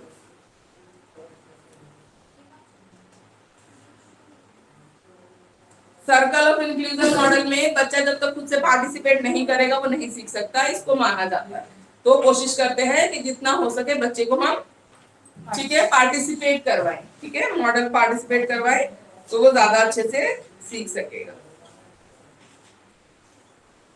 Counselling की जाती है बच्चों को, ठीक है, पेरेंट्स और ये डॉक्टर है, टीचर है, स्पेशल एजुकेटर है, सबकी टीम है, सब बात करती है बच्चे से, काउंसलिंग चलती है, ठीक है, उसको पार्टिसिपेट करवाया जाता है। तो इस तरीके से पूरा एक सर्कल, मतलब उस सर्कल के अंदर सारी चीजें हैं, सर्कल के अंदर दिया जाता है सब चीज को, तब जाके ये सक्सेसफुल होता है, ठीक है। और पार्टिसिपेशन पे अप्रोच रहता है तो नॉर्मल बच्चों की तरह कोशिश करोगे, जैसे मैंने बोला फुल पार्टिसिपेशन नहीं हो सकता, पार्शियल तो हो सकता है, तो जितना हो सकता है उतना करवाइए। तो ये पांचों मॉडल जो मैंने अभी बताई है वेरी वेरी वेरी इंपॉर्टेंट है, जो इंग्लिश वाले बच्चों को भी लिखने मैंडेटरी है, ठीक है, तो आपको लिखना है।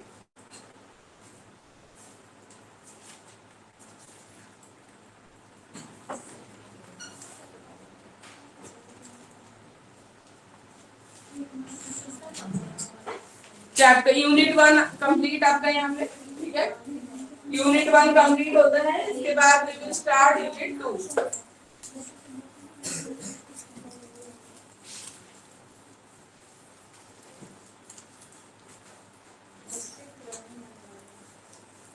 यूनिट 2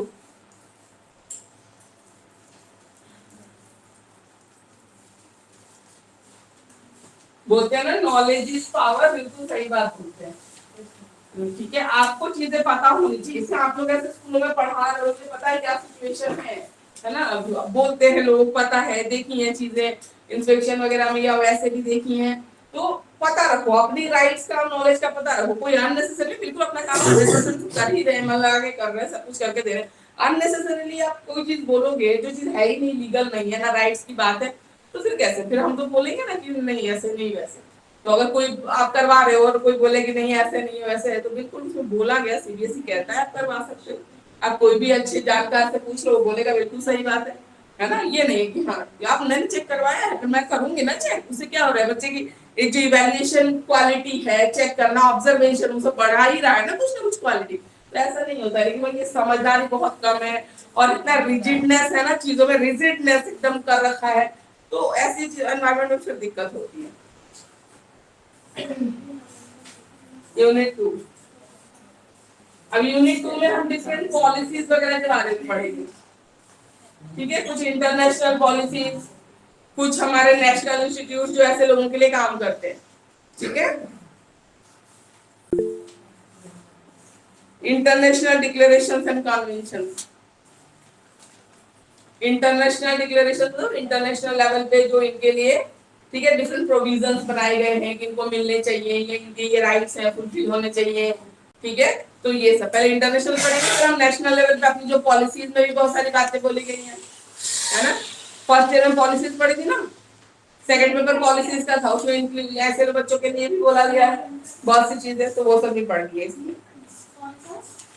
सेकंड यूनिट में। तो इंटरनेशनल डिक्लेरेशन एंड कन्वेंशन में सबसे पहले पढ़ेंगे Salamanca statement and framework of action 1994 में आया था, ठीक है, इंपॉर्टेंट है। और यूएन कन्वेंशन, हाँ इंटरनेशनल 2 दिए गए हैं। फिर हमारे कॉन्स्टिट्यूशन में क्या क्या प्रोविजन है वो पढ़ेंगे, कुछ एक्ट्स है उनके बारे में पढ़ेंगे, और कुछ ऑर्गेनाइजेशन जो ऐसे लोगों के हेल्प के लिए बने हैं उनके बारे में पढ़ेंगे। तो ये पूरा यही है आपका।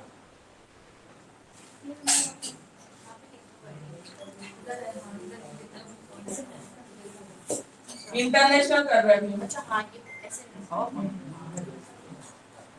फिर हम नेशनल पे करेंगे। हमारी कंट्री में क्या क्या है, ये इंटरनेशनल लेवल पे क्या बोला गया है, ठीक है।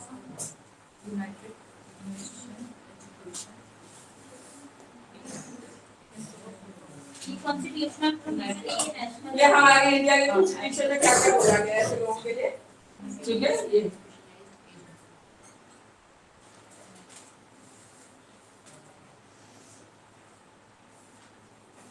नाइनटीन 94।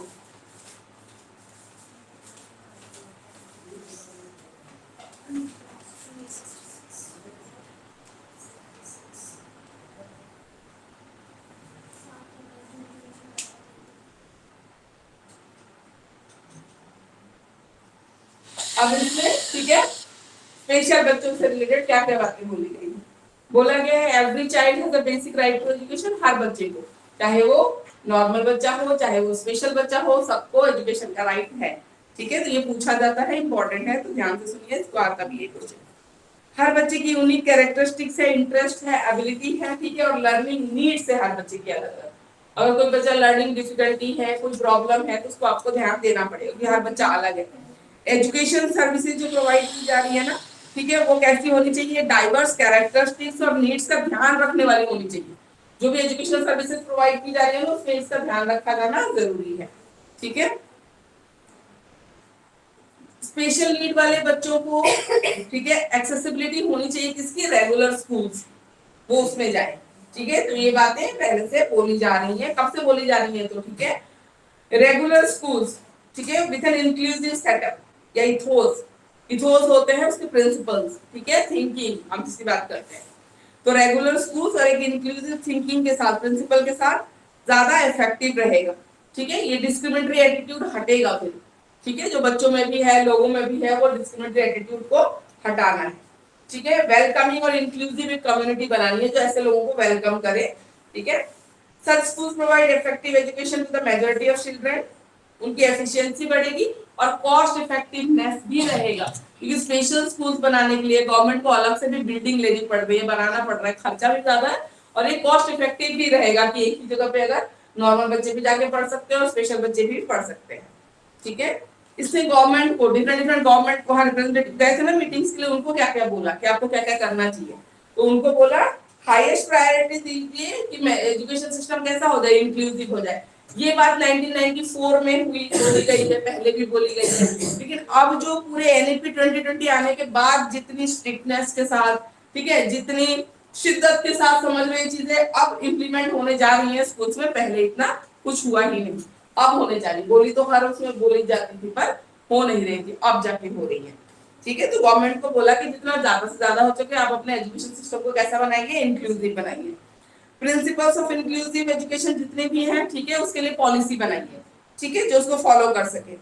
उसके बाद डेमोन्स्ट्रेशन प्रोजेक्ट्स बनाइए, डेमोन्स्ट्रेशन प्रोजेक्ट करके दिखाइए, टीचरों को ट्रेनिंग दीजिए कि कैसे ऐसे बच्चों के साथ डील करना है, या ऐसा बच्चा आपके स्कूल में है तो आपको किन किन चीजों का ध्यान रखना है, ठीक है। डेमोन्स्ट्रेशन प्रोजेक्ट्स बनाने हैं। जिन जिन कंट्रीज में ऑलरेडी इंक्लूसिव एजुकेशन चल रहा है ना, वहां अपने टीचर्स को भेजिए, ट्रेनिंग लेके आएंगे, यहाँ बाकी लोगों को सिखाएंगे, जो आपको लगता है अच्छे हैं, कैपेबल टीचर्स हैं, उनका ग्रुप भेजिए, देखिए, सीखिए कि वहां पे कैसे चल रहा है। जैसे अभी दिल्ली गवर्नमेंट जब जहाँ केजरीवाल की टीम जाती थी ना, फिलीपींस वगैरह गई थी, अलग अलग कंट्रीज में देख के आई थी वहां टीचर कैसे पढ़ा रहे हैं, ठीक है। तो ये सारी चीजें तो वही बोला जा रहा है। उसके बाद set up ways to plan, monitor and evaluate educational provision for children and adults. ऐसे बच्चों के लिए जो भी प्लान बने हैं, ठीक है, उसको प्लान को एग्जीक्यूशन करना, मॉनिटर करना, ठीक है, और इवैल्यूएट करना। Encourage and make easy the participation of parents, organization of disabled person. Encourage करना है ऐसे बच्चों को पार्टिसिपेशन के लिए, ठीक है, और पेरेंट का भी पार्टिसिपेशन होना चाहिए कि अपने बच्चों को लेके आगे आए, बात करें उनके डिसेबिलिटी के बारे में, ठीक है, छुपाए ना, उसको हाइड ना करें, उसको इम्प्रूव करने की कोशिश करें, उसको मोटिवेट करें बच्चे को, ठीक है। Early identification and intervention strategies पे गवर्नमेंट खर्चा करे, पहले ही डिटेक्ट कर लीजिए। इसलिए एनसीईआरटी ने जितने सारे गाइडलाइंस जो अभी हमने पढ़े, ठीक है, कि विजुअल वाले के लिए आंखों में से पानी आ रहा है, ब्लिंक कर रहा है, ये सब चीजें हैं, तो कैसे आप आइडेंटिफाई करोगे एज अ टीचर, ठीक है, उस पर ध्यान होना चाहिए। And vocational aspect, vocational aspect, ठीक है। बच्चा पढ़ रहा है, ठीक है, उसको पढ़ाया जा रहा है, पढ़ाने के बाद क्या वो क्या करेगा, कुछ ना कुछ वोकेशन जॉब काम उसके लिए होना चाहिए। उसके बाद make sure there are adequate teacher education programmes. मैंने बार बार बोला कि जनरल क्लासरूम में सडनली बच्चा इंट्रोड्यूस करा दोगे और टीचर को कोई आइडिया नहीं है कि इन बच्चों के साथ कैसे डील करना है, बहुत मुश्किल होने वाली है, ठीक है। तो टीचरों को भी उतनी सफिशिएंट ट्रेनिंग की जरूरत है। अब आप सीबीएसई ट्रेनिंग कराओ, कोई एक्सपर्ट बुला के ट्रेनिंग कराओ कि ऐसे बच्चों के साथ कैसे डील करना है, आपको करवाना पड़ेगा। आप सडनली सोचोगे कि एकदम जनरल टीचर में एकदम सडनली ऐसे ऊपर से वो रोशनी आ जाती है ना, दिव्य दृष्टि ऐसे समा जाती है कि मुझे पता चल गया, ऐसा कुछ नहीं होने वाला, ठीक है, ऐसा नहीं होगा। तो जो एज्यूम करके चलते हैं ना, ये बहुत बड़ी प्रॉब्लम है। स्कूल्स, प्राइवेट स्कूल्स को, ठीक है, एक ट्रेनर बुलाने के लिए खर्चा लगेगा, तो वो नहीं है, कुछ नहीं है। फिर आप सडनली बच्चों का एडमिशन ले भी लेते हो, आप किस लिए ले रहे हो, आप इंक्लूसिव एजुकेशन फॉलो करने के लिए नहीं ले रहे हो। अगर पेरेंट्स पैसा पे कर सकता है, मंथली फी आती रहेगी, क्या दिक्कत है, आने दो बच्चे को। तो ये सब है थिंकिंग, जो माइंडसेट है सोसाइटी की है, इतना कमर्शियलाइज कर दिया गया है जो एजुकेशन को, तो ये सब प्रॉब्लम है। लेकिन आपने टीचर को तो ट्रेनिंग नहीं दी ना, वो कैसे हैंडल करेगा स्पेशल बच्चा, आपने बात करवाई, आपने कुछ सिखाया उसको, ठीक है। तो ये सब प्रॉब्लम है। आप ले रहे हो बच्चा, बहुत अच्छी बात है, इंक्लूसिव एजुकेशन में आप मना भी नहीं कर सकते, आपको एडमिशन देना है, पर टीचर को क्यों ट्रेनिंग दिलवाओगे, सिखाओ तो सही, टीचर को भी तो सिखाओ, कोई ट्रेनर बुलवाओ, उनको बताओ कैसे करना है, ठीक है। तो ये सब चीजें होनी चाहिए।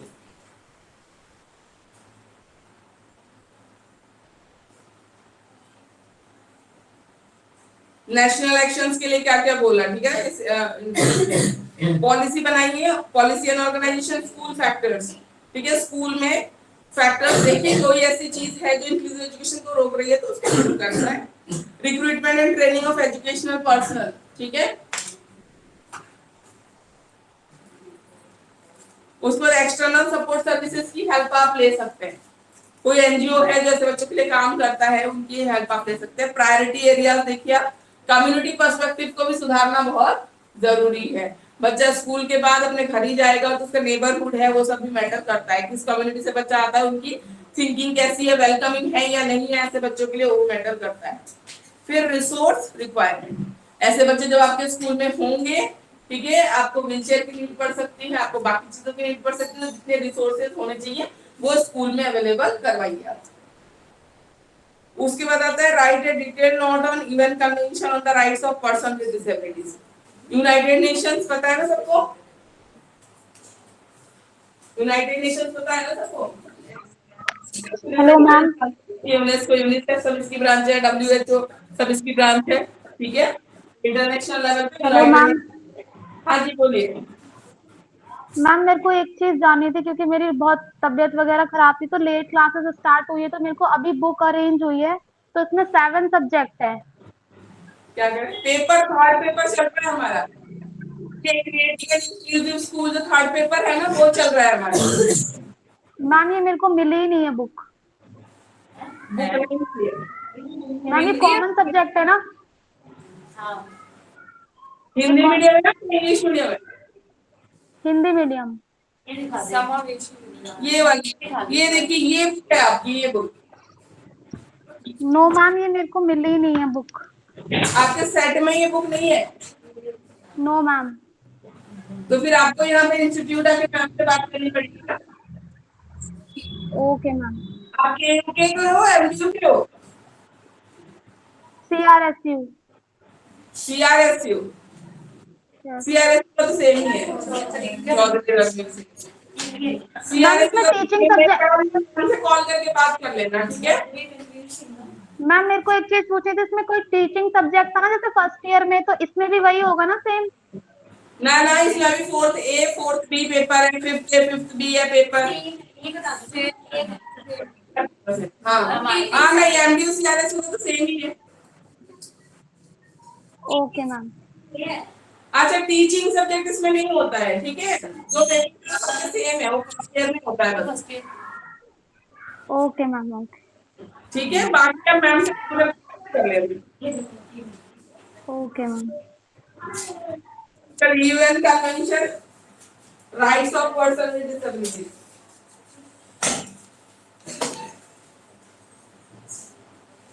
इसमें राइट्स बताए गए हैं, ठीक है, ऐसे बच्चों के क्या राइट्स होते हैं।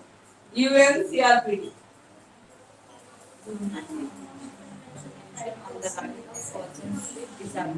United Nations Convention on the Rights of Persons with Disabilities, UNCRPD 2006। सबके राइट्स होते हैं। अगर एक पेशेंट हॉस्पिटल में सर्जरी करवाने जा रहा है ना, आपने कभी पढ़ा है कभी पेशेंट के अपने राइट्स होते हैं, उसको हर चीज जानने का राइट है, उसको क्या बीमारी है, सर्जरी में कौन डॉक्टर होगा, पेशेंट हो गए, फीमेल आपको नर्स चाहिए, आपको कंफर्टेबल नहीं हो आप मेल डॉक्टर के साथ, ये सब आपके राइट्स हैं, आपको प्रोवाइड किया जाएगा। ठीक है, आपको अपनी प्राइवेसी है। ठीक है, आपको कैसा है, आपको ऑपरेशन के टाइम में ड्रेस चेंज करना है, बाकी आप जिस चीज में कंफर्टेबल हो, जैसे हो वैसे बोलो वैसे होगा। ऐसा नहीं होता, अपने पेशेंट की प्राइवेसी होती है, उसमें कोई इंटरवेंशन नहीं चलता, कोई या कोई इंटरफेयर नहीं कर सकता कोई भी। ठीक है, पेशेंट की अपनी प्राइवेसी है, ऐसा नहीं कोई भी आ रहा है कोई भी जा रहा है, ऐसा कुछ नहीं होता है। तो अपने राइट्स को जानोगे तभी तो कोई बोलोगे। लोग आधे टाइम अवेयर नहीं, आधे टाइम उनको पता नहीं है, तो ये सब चीजें हैं जो प्रॉब्लम क्रिएट करती हैं। ठीक है, तो ये राइट्स इन लोगों के लिए क्या राइट्स है 2006 उसमें ये बात ही थी जहां बोला गया था।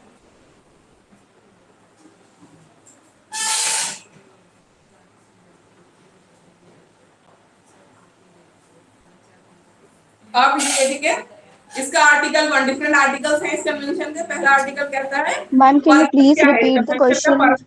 पर्पस क्या है? promote, protect and ensure full and equal enjoyment of all human rights and fundamental freedom by all persons with disabilities। जितने भी पर्सन विद डिसेबिलिटीज है ना, उनको उनके सारे राइट्स को प्रमोट किया जाए। ठीक है, उनके सारे राइट्स को प्रोटेक्ट किया जाए और एंश्योर किया जाए तो इक्वली एंजॉय कर सके अपने सारे राइट्स को। ठीक है, आर्टिकल 2 और 3 है वो मैम की 50 हिंदी में बिल्कुल भी थोड़ा बहुत होगा। यूएन कन्वेंशन मतलब याद करने पड़ेंगे ये आर्टिकल। हाँ, तो आर्टिकल याद ही करने पड़ेंगे आपको। मैम इसमें आर्टिकल्स बिल्कुल भी नहीं है। क्या है, ओवरऑल नोट्स क्लियर नहीं करना है? एक छोटा सा नोट्स का बना रहे हैं। अच्छा, एक बार आप मैं देख नहीं है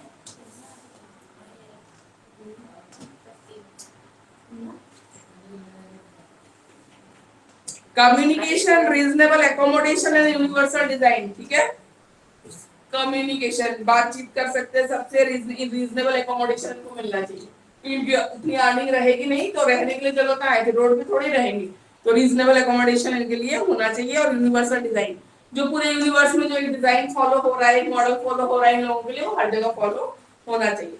4 से 32 में बोला गया है राइट्स ऑफ पर्संस, इनके राइट्स बताए गए हैं। ठीक है, obligation of state parties towards them, और सारे जो भी स्टेट की पार्टीज हैं, गवर्नमेंट है, उनको वो फॉलो करवाने हैं। ठीक है, करने हैं। Economic, social and cultural rights. ठीक है, जैसे अगेंस्ट टॉर्चर है।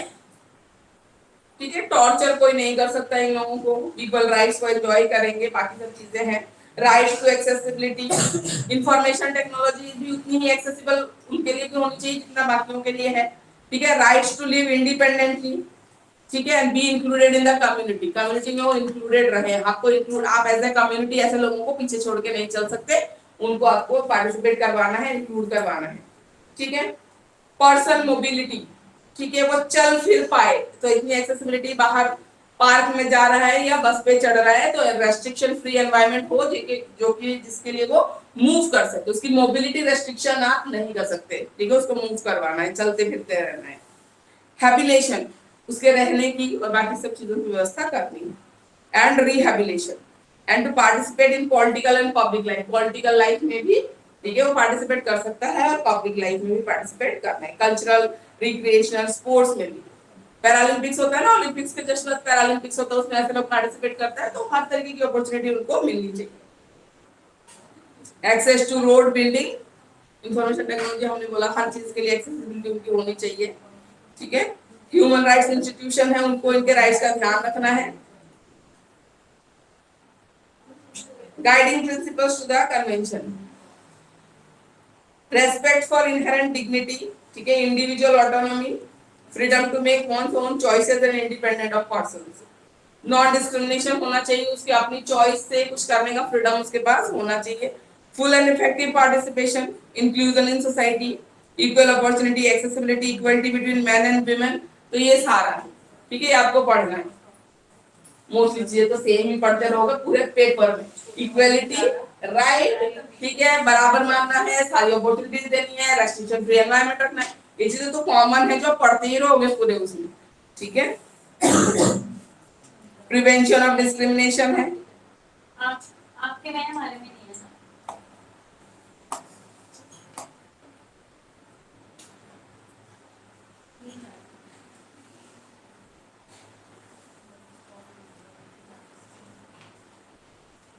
जस्टिस, ठीक है, जस्टिस भी इक्वली मिलना चाहिए उनके साथ, कोई इनजस्टिस ना हो। स्पेशल एजुकेटर होना चाहिए। हाँ? Special educator. Right to education, ठीक है, राइट टू एजुकेशन तो है ही, अभी हमारे तो इंडिया में भी राइट टू एजुकेशन एक्ट चल रहा है।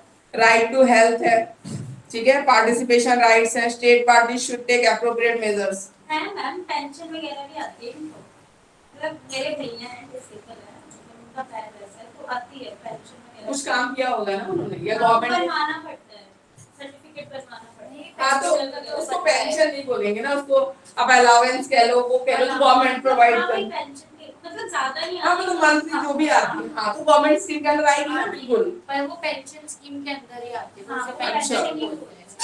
जैसे ओल्ड एज वालों को भी मिलती है, हाँ, नीड उनसे- वालों को, और और अभी पेंशन नहीं आता। ये उद्यान उन्होंने काम कराओ या ना कराओ। 21 तारीख को उनको वैसे तो फ्री में ही जाते हैं सारे, एक अलग से उनको मैसेज आया था कि वहाँ पे विजिट कर सकते हैं 21 मार्च को स्पेशली उन लोगों को बुलाया जाता है। अच्छा, ये सारी चीजें। हाँ तो बहुत सारी चीजें की जा रही हैं आजकल, ऐसा नहीं है, पहले वाली बात नहीं है कहीं भी। और भी है बट वो पता नहीं है तो इस वजह से और भी चीजें रह जाती है, किसी और से पता चलता है। बिल्कुल। वर्क एंड एम्प्लॉयमेंट भी है, उसका भी राइट है इन लोगों को, ठीक है, काम करने का। Adequate standard of living and social protection, right to vote, तो ये सारे राइट्स जो एक नॉर्मल ह्यूमन बीइंग एंजॉय कर रहा है वो सब इनके लिए होने चाहिए, ठीक है। तो एक दिखाइए आप हिंदी वाले।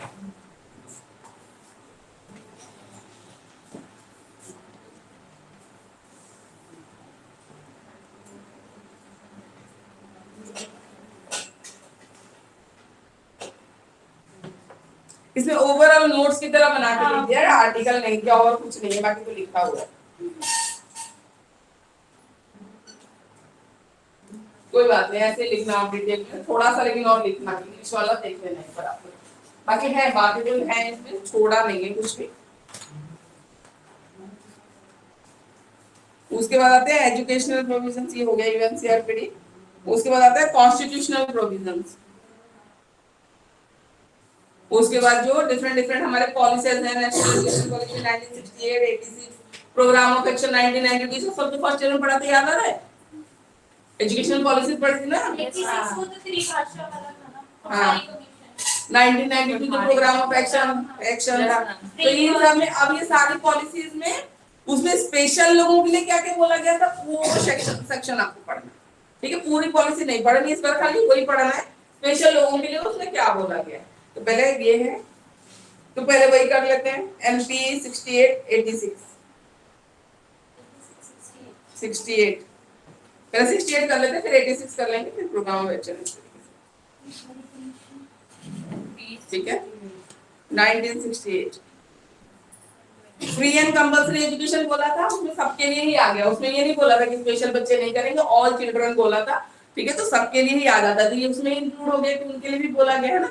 और ये सब पॉलिसीज पढ़ी हुई है, मैं कभी नहीं पढ़ाऊंगी डिटेल में, ठीक है। इसमें खाली क्या क्या इंपॉर्टेंट पॉइंट्स आप वो देख लो, ऑलरेडी पूरा पेपर पढ़ रखा है हमने फर्स्ट ईयर में। स्टेटस, ठीक है, emoluments and education of teachers, teacher education की बात बोली गई है, ठीक है। लैंग्वेज डेवलपमेंट की बात बोली गई है। लैंग्वेज 3 लैंग्वेज फॉर्मूला पढ़ा था ना, अभी तमिलनाडु गवर्नमेंट ने क्या किया, न्यूज़ सुना तुम लोगों ने, रुपीस का सिंबल चेंज करके उसको तेलुगु में लिख दिया, और 3 लैंग्वेज फॉर्मूला भी उन्हें सपोर्ट कर रहे हैं, तो चाह ही नहीं रहे हैं वो, ठीक है, चाह ही नहीं रहे। कि हम नहीं उनकी भाषा में करवाना चाहते। अरे गलत है, टोटली गलत है यार, क्या दिखाना चाहते हो? फिर अगर सेंट्रल गवर्नमेंट सारी स्कीम्स अगर बंद करते हैं वहां पे, फिर कैसा लगेगा? वो कह रहे हो इंडिया से रिलेट ही नहीं करते, उनको हिंदी सिखाना ही है, तो है कि फिर भारत में उनको भेज तो श्रीलंका है ना। नहीं तो गलत तो है, गलत है, आप इंडिया के पार्ट हो ना, आप ऐसे डिनाई थोड़ी कर सकते हो। वही ना सिंबल पर वो कर चुके हैं, वो कह ये रहे हैं नेशनल सिंबल को तुम चेंज कर रहे हो तो गलत है यार। तो अपने बजट में किया है ना, और तुम कहाँ कर सकते हो, अपने बजट में ही अपना लिख सकते हो, और क्या करोगे तुम? तो हिंदी में भी लिखा रहता तो उसमें तुम ब्लैक पेंट कर देंगे। तमिलनाडु जाके वहाँ पे करेंसी चेंज करानी पड़ेगी फिर। वो भी ओवर कर रहे हैं ओवर कर रहे हैं दिल्ली वाले इंडियन से बॉयकॉट। वहाँ पे वो हिंदी काट रहे हैं, वहाँ रील चल रही है, 2 साइड सांभर नहीं, गलत बात है। आप इंडिया के पार्ट हो ना, तो ये करना ही गलत है। अगर सेंट्रल गवर्नमेंट सारी स्कीम वहाँ पे बंद कर दे, फिर आपको कैसा लगेगा? फिर आपको अच्छा नहीं लगेगा, है ना? तो आप इंडिया के पार्ट है ना, तो अपने अपना करने लग गए, चाहे बिहार चाहे यूपी वाले ये सब करेंगे। महाराष्ट्र नहीं कर रहा था, महाराष्ट्र कर रहा वो था, कर ही रहा था। गोवा ने भी पता नहीं कौन से एक है, वो भी कर ही रहा था। महाराष्ट्र की बस अभी एक ही कर्नाटक गई थी, तो कन्नड़ नहीं बोलना आता था ड्राइवर को, तो मारा ना उसको, महाराष्ट्र के बस के ड्राइवर को, महाराष्ट्र को। तो तुम दूसरे स्टेट के साथ ऐसा करते हो, कर्नाटक वाले तुम्हारे साथ कर रहे हैं, फिर अच्छा तो नहीं लग रहा होगा किसी को भी, फिर करते ही क्यों हो ना? जब कॉन्स्टिट्यूशन ने आपको दिया है ना राइट, आप एनीवेयर आप जा सकते हो, लीव कर सकते हो, अपनी अर्निंग कर सकते हो, आप रह सकते हो, फिर आप कौन हो बोलने वाले? कॉन्स्टिट्यूशन है, कॉन्स्टिट्यूशन में जब बोला गया है कि every citizen has the right to live and earn anywhere, any state में आप जाके रह सकते हो, तो कौन हो मना करने वाले? ठीक है, अपने आप को प्रायोरिटाइज करना, चलो ठीक है, एक लेवल तक आप अपना मोटिव प्रमोट करो, उसके लिए कोई मना थोड़ी। आप अपना तमिल पढ़ाओ, 3 लैंग्वेज में तमिल तो आ ही गया ना, मैं थोड़ी कह रही हूं कि आप अपना बंद कर दो।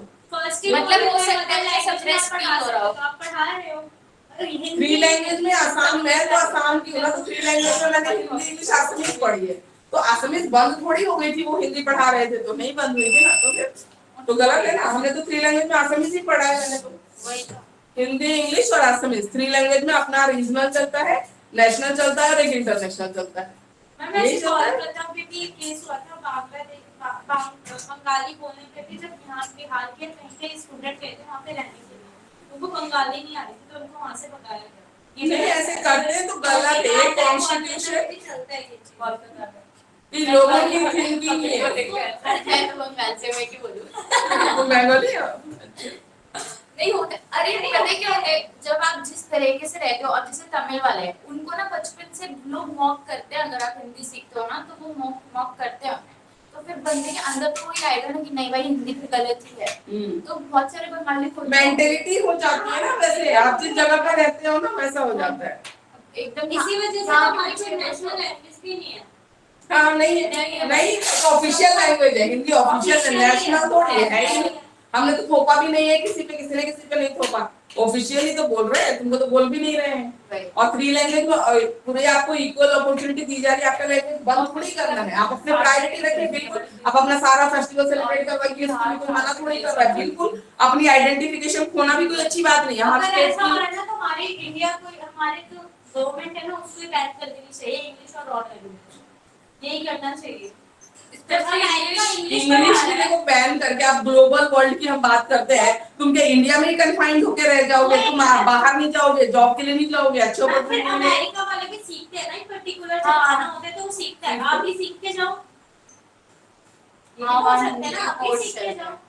मैम वो सबके माइंडसेट के ऊपर है, सबके। यहाँ बंगाली स्कूल में बच्चे पढ़ते हैं ना, तो वो एकदम से सोचते हैं हिंदी में बात मत करो हमसे, मैं बंगाली, ऐसे करते हैं वो। तो तुम इंडिया से बाहर क्यों? कहीं पे अद्भुत पुरानी एलियन तो गलत है।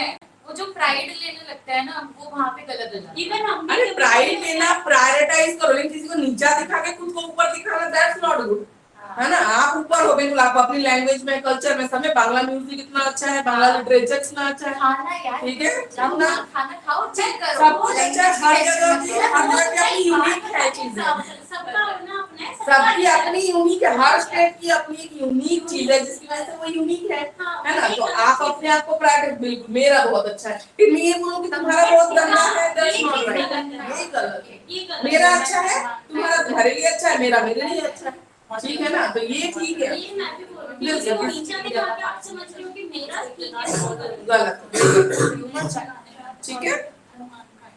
इक्वलाइजेशन ऑफ एजुकेशनल अपॉर्चुनिटीज की बात की गई थी, तो ये भी इसी में आता है। आइडेंटिफिकेशन ऑफ टैलेंट की बात की गई थी 1968 में, उसमें भी यही चीज है कि आप फिजिकली डिसेबल भी हो, लेकिन आप में टैलेंट हो तो आपको मौका मिलना चाहिए, ठीक है। Work experience and national services में पार्टिसिपेट करने का मौका मिलना चाहिए, ठीक है।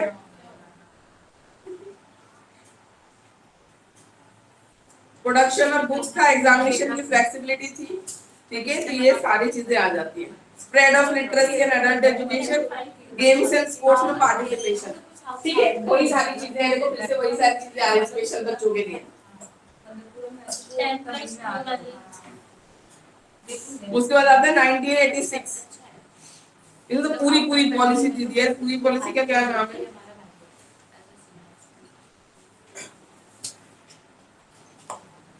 इसमें schedule caste, schedule tribe, handicap के लिए दिया हुआ है स्पेशल, उसमें वोकेशनल एजुकेशन की बात की गई थी, टीचर ट्रेनिंग प्रोग्राम की बात की गई थी ऐसे बच्चों के लिए पढ़ाने के लिए, ठीक है। स्पेशल स्कूल और हॉस्टल की बात, तब इंक्लूजन की बात इसमें नहीं थी, तो स्पेशल स्कूल और हॉस्टल की बात बोली थी, ठीक है।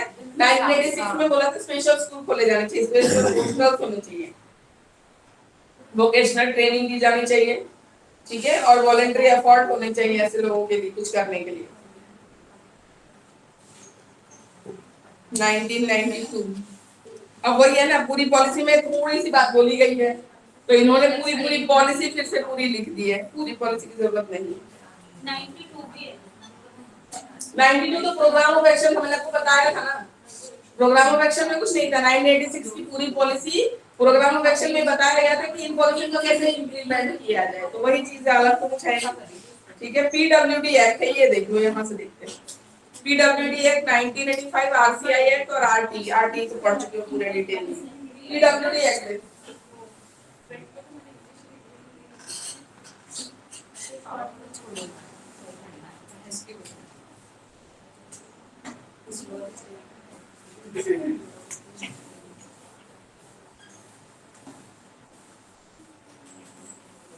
आपको इतनी इनसिक्योरिटी क्यों हो जाती है किसी स्टेट को? अरे आपका तो कल्चर इतना रिच है ना, सबका कल्चर इतना वो है, तो आप इनसिक्योर क्यों हो किसी चीज को लेके?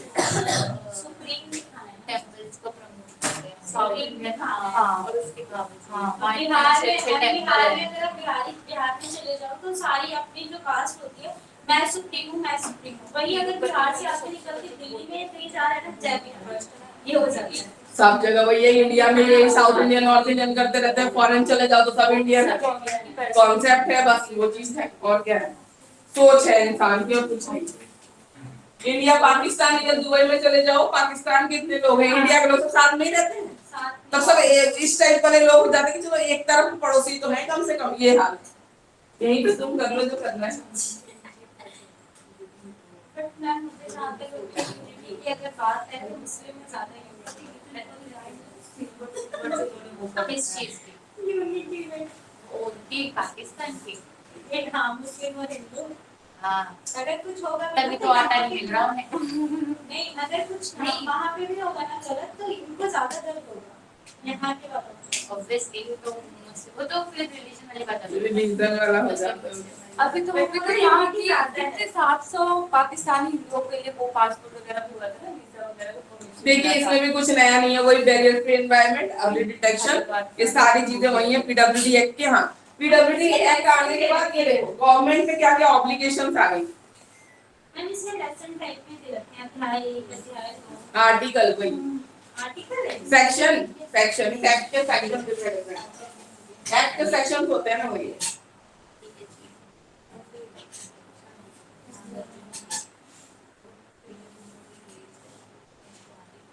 Prevention and early detection of disabilities है, इक्वलिटी इन एजुकेशन है, एम्प्लॉयमेंट में इक्वलिटी करनी है, action programme aids and appliances to person with disabilities, मतलब जो लोगों को प्रॉब्लम है व्हील चेयर देना, गवर्नमेंट खर्चे पे हियरिंग एड डिस्ट्रीब्यूट करना, जिस भी चीज की नीड है, जैसे जयपुर फूड वगैरह लगाते हैं ना जिनको पैरों में दिक्कत है, तो वो सब भी गवर्नमेंट प्रोवाइड करे। पीडब्ल्यूडी एक्ट कह रहा है कि जो भी एड्स की जरूरत पड़ रही है वो सब सरकार को अपने खर्चे से देना है।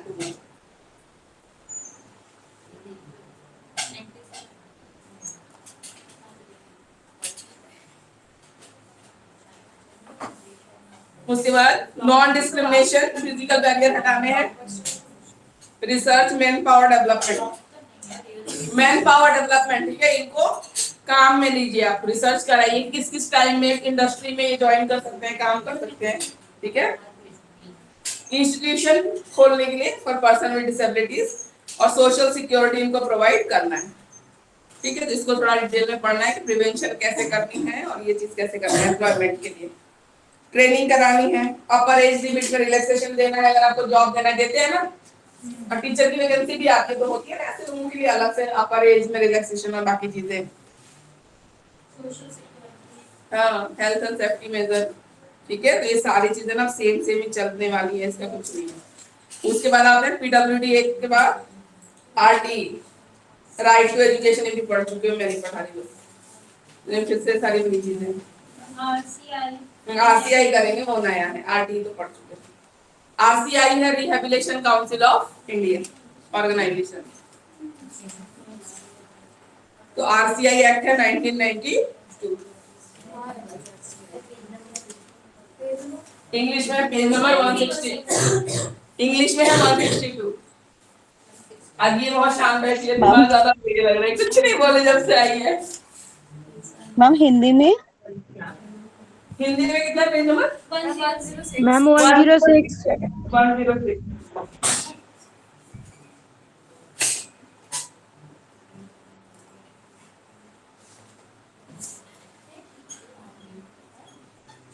RCI full form rehabilitation council of India.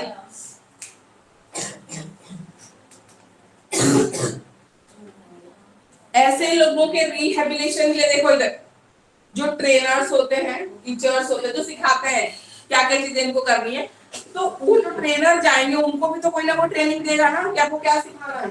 उनकी ट्रेनिंग कौन कराता है? आरसीआई कराता है, ठीक है। फिर ट्रेनिंग कोर्सेज का स्टैंडर्ड सेट करते हैं, बताते हैं ट्रेनिंग कोर्सेज में क्या क्या इंक्लूड होना चाहिए, क्या क्या चीजों को पढ़ के जाना, ट्रेनर बनने के लिए कोर्स करना पड़ता है, वो सारे कोर्सेज ये रेगुलेट करती है, आरसीआई रेगुलेट करती है, ठीक है। ट्रेनिंग के लिए मिनिमम स्टैंडर्ड कितना होना चाहिए सब डिसाइड करती है, ठीक है। ट्रेनिंग इंस्टीट्यूशन में थ्रू आउट द कंट्री ये स्टैंडर्ड मेंटेन हो रहे हैं या नहीं हो रहे हैं, ठीक है, इसकी भी ऑब्जर्वेशन या ध्यान ये रखती है। ऐसे इंस्टीट्यूट, ऑर्गेनाइजेशन, यूनिवर्सिटीज जो मास्टर डिग्री, बैचलर डिग्री दे रही है, ठीक है, सर्टिफिकेट कोर्सेज दे रही है in the field of rehabilitation और पर्सन विद डिसेबिलिटीज, उनको रिकॉग्नाइज करना, उनका पता लगाना कि स्टेट में कितनी यूनिवर्सिटीज हैं, कितने ऑर्गेनाइजेशन जो ऐसे कोर्सेज करा रही है, ठीक है। इसकी पीजी डिग्री भी होती है, बैचलर डिग्री भी होती है, आपको अगर आगे इसमें कैरियर बनाना है तो, लेकिन इस फील्ड में वही जाना जिसके पास पेशेंस बहुत ज्यादा है, ठीक है। ऐसे लोगों को डील करना इतना आसान नहीं है, मतलब बाद में तुम फ्रस्ट्रेट हो रहे हो और उसके लिए भी सामने वाले के लिए भी अच्छा नहीं है, ठीक है। तो अगर पेशेंस है, आप कर सकते हो, तो आजकल इन चीजों में बहुत स्कोप है, स्पेशल एजुकेटर की बहुत डिमांड है, ठीक है, और सैलरी वैलरी भी बहुत अच्छी है, बहुत अच्छी।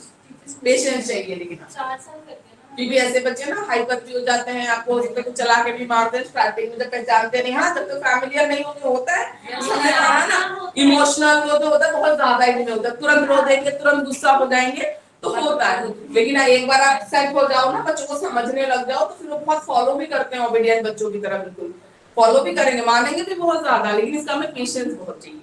लेकिन जॉब सिक्योरिटी तो पूरी है, आजकल वैकेंसीज आती है ना, लोग कम है, ऐसा हो जाता है। तो ऐसी जॉब्स में जाओ, नहीं तो यहाँ पे 10,000 की वैकेंसी और 5 लाख तुम्हारे एप्लीकेशन में पड़ा रहे, वहाँ पे तो चांसेस कम है ना, जहाँ पे नहीं है वहाँ पे है। लेकिन फिर अपना देखना चाहिए कि आप कर सकते हो, वही तो कह रहे हो, अगर आप में पेशेंस है, आप कर सकते हो, तो बिल्कुल जाओ, जाके कोई फायदा नहीं। लाइफ और अपना बच्चे पे भी खराब असर पड़ रहा है, फ्रस्ट्रेट होकर गुस्सा करते रहोगे, आपकी भी कोई इम्प्रूवमेंट नहीं है, ग्रोथ नहीं है उस फील्ड में, कैरियर में, फिर क्या फायदा है। आप कर सकते हो, आप में उतना पेशेंस है तो ही आप करो।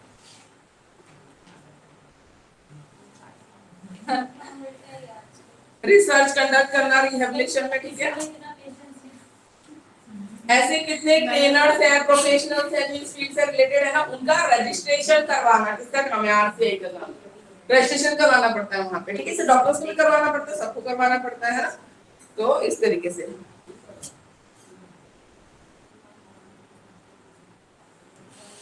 वोकेशनल रिहेबिलिटेशन सेंटर कितने हैं, उनको रिकॉग्नाइज करना, वोकेशनल इंस्ट्रक्टर्स को रजिस्टर करना, ठीक है। नेशनल इंस्टीट्यूट, ठीक है, इनको रिकॉग्नाइज करना, तो जितने भी इंस्टीट्यूट्स हैं, ट्रेनर्स हैं, उन सबका रजिस्ट्रेशन करवाना, रिकॉग्नाइज करके रखना, ठीक है। ये सब किसका काम है? आरसीआई का काम है, ठीक है। इसमें आरसीआई में अपॉइंटमेंट्स होती है, ऑर्गेनाइजेशन है तो अपॉइंट करता है, किन किन को अपॉइंट करता है? ऑडियोलॉजिस्ट हैं, स्पीच थेरेपिस्ट हैं, ठीक है, ये सब क्लिनिकल साइकोलॉजिस्ट हैं, ठीक है, रिहेबिलिटेशन काउंसलर्स हैं, वर्कशॉप मैनेजर हैं, साइकोलॉजिस्ट हैं, सोशल वर्कर्स हैं, ठीक है, रिहेबिलिटेशन प्रैक्टिशनर्स हैं, स्पीच पैथोलॉजिस्ट हैं, ठीक है, ओरिएंटेशन मोबिलिटी स्पेशलिस्ट है, hearing and year mode technicians हैं। तो डिफरेंट टाइप की जो डिसेबिलिटी है उससे रिलेटेड जितने लोग हैं जो इंप्रूवमेंट में हेल्प कर सकते हैं वो सारे ऑक्यूपेशंस यहाँ पे एनरोल हो सकते हैं, उनको जॉब मिल सकती है यहाँ पे, ठीक है। तो ये है आरसीआई का काम। मेन काम क्या है इनका? रिकॉग्नाइज करना और रजिस्ट्रेशन करवाना, जितने भी इंस्टीट्यूट्स हैं, कॉलेजेस हैं, यूनिवर्सिटीज हैं और जितने भी थेरेपिस्ट हैं, प्रोफेशनल्स हैं उनको, ठीक है। उसके बाद आते हैं नेशनल एजुकेशन पॉलिसी 2006। 2006 इससे सिलेबस, हाँ, national policy education in the national policy on disability 2006। Page number 130।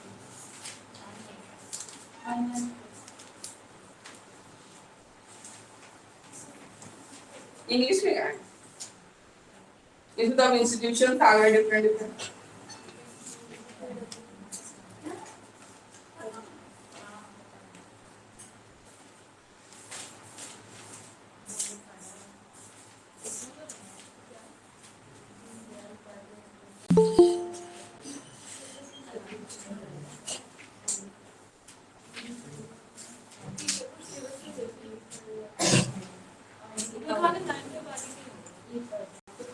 Hindi में दे रखा है, लाओ लो, उसमें से करा देती हूँ, देखते हैं।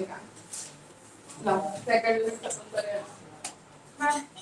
ये ना 155 पेज पे देखो इंग्लिश में 155 पेज।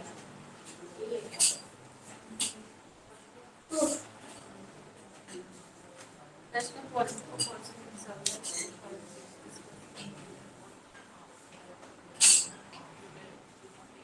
155 पेज में, हाँ ये रहा, दे रखा है 155 पेज, इंग्लिश में 155 पे दे रखा है, ठीक है।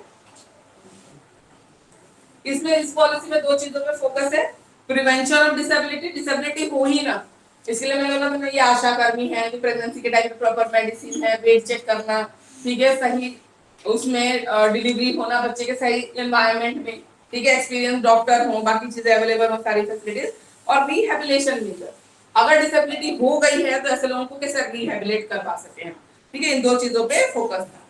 फिजिकल रिहेबिलिटेशन स्ट्रेटजीज में अर्ली डिटेक्शन इंटरवेंशन, पहले ही पहचान लिया जाए, काउंसलिंग एंड मेडिकल रिहेबिलिटेशन, बातचीत करना इनसे, ठीक है, कॉन्फिडेंट फील करवाना काम करने के लिए, काउंसलिंग एंड मेडिकल रिहेबिलिटेशन, ठीक है। इसके लिए new district disability rehabilitation centres बने हैं जो डिस्ट्रिक्ट लेवल पे काम करते हैं, डीडीआरसी बोलते हैं उसको, ठीक है, डीडीआरसी। उसके बाद हाँ डिस्ट्रिक्ट लेवल पे जो काम करता है जो organisation, national rural mission through accredited social health activist, ASH, ASHA worker जो हम बोलते हैं, आशा का ये फुल फॉर्म है, देखो आशा वर्कर जो तुम बोलते हो ना, आशा वर्कर का ये फुल फॉर्म है, एक्रेडिटेड। मैम हिंदी में कौन से पेज नंबर पे है? 115। 115, ठीक है। Okay thank you ma'am. Asha worker जो बोलते हैं ना उसका फुल फॉर्म होता है accredited social health activist. English में ही बता रखा है, हिंदी में नहीं बता रखा है। अरे मतलब डेफिनेशन इंग्लिश में ही है ना। असिस्टिव डिवाइसेस प्रोवाइड करना, जो हम बार-बार बोल रहे हैं, जयपुर फुट लग रहा है तो जयपुर फुट, व्हीलचेयर है तो व्हीलचेयर, हियरिंग एड है तो हियरिंग एड, ब्राइल सिस्टम, डिटेक्शन, पढ़ने वाला सिर्फ सारा, ये सारी चीजें आ जाती है। डेवलपमेंट ऑफ रिहेबिलिटेशन प्रोफेशनल्स, उनको सिखाने के लिए लोग चाहिए, बार-बार हम बोल रहे हैं, तो बहुत सारा आपका है इस फील्ड में रिक्वायरमेंट है, लोग कम है, लेकिन तब जाओ जब आपके पास पेशेंस है, सीधी सी बात है, ठीक है, आपके पास पेशेंस है, आप कर सकते हो तो बिल्कुल जाइए, उस फील्ड में अभी भी बहुत लोगों की रिक्वायरमेंट, ठीक है।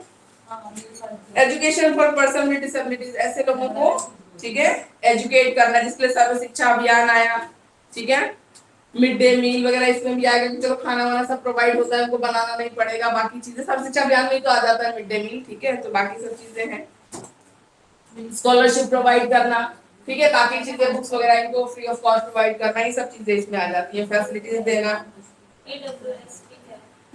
इनको तो इकोनॉमिकली वीकर में आ गया, फिजिकल नहीं आएगा, नहीं, इकोनॉमिकल, जिनको पैसा कम है, बीपीएल है, गरीब है, उनका फिर इकोनॉमिक रिहेबिलिटेशन, उनको कुछ जॉब वगैरह प्रोवाइड कराना, एम्प्लॉयमेंट इन गवर्नमेंट एस्टैब्लिशमेंट्स, ठीक है। PWD act 1995 provides 3% reservation in employment government sector में, ठीक है। 3% का रिजर्वेशन है ऐसे लोगों के लिए, जो बहुत कम है, 3% सिर्फ 3%, ठीक है, गवर्नमेंट ऑर्गेनाइजेशन में। Veg employment in private sector, ठीक है। सेल्फ एम्प्लॉयमेंट कि कुछ खुद से कर सके, ठीक है। विमेन विद डिसेबिलिटीज है, उनके लिए भी, चिल्ड्रन विद डिसेबिलिटीज है, उनके बैरियर इन एनवायरनमेंट है, issue of disability certificate. Disability certificate मिलता है ऐसे लोगों को जिसकी वजह से उनके ट्रेन के फेयर वेयर कम लगते हैं, कहीं आना जाना हो, पास वगैरह बन जाता है, ठीक है, तो बहुत चार्जेस कम हो जाते हैं इनके। एनजीओ को प्रमोट करना, सरकार अकेले नहीं कर पाती है, ठीक है, तो एनजीओ को प्रमोट करना जो डोनेशन से अपना काम करते हैं। Collection of regular information on persons with disabilities, person with disabilities का कलेक्शन करना, इंफॉर्मेशन लेना, ठीक है। तो ये सारी चीजें आ जाएंगी आपके 2006 वाले उसमें जो बोला गया है।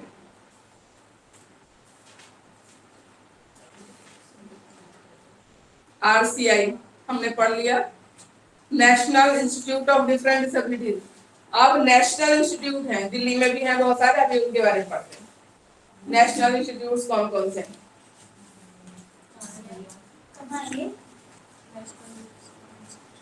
ये देखिए, ये आ जाएगा इंग्लिश में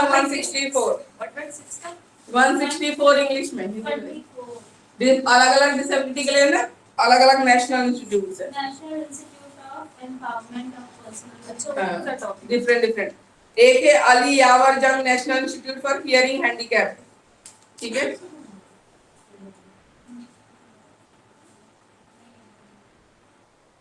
इसको रिसर्च, क्लिनिकल पर्पस, ठीक है, और थेरेपी के लिए यूज किया जाता है जिनको हियरिंग इम्पेयरमेंट है।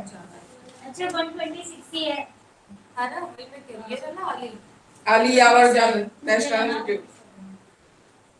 127। उसके बाद है Swami Vivekananda national institute of rehabilitation training and research, Cuttack में है ये, स्वामी विवेकानंद वाला कटक में है, ठीक है।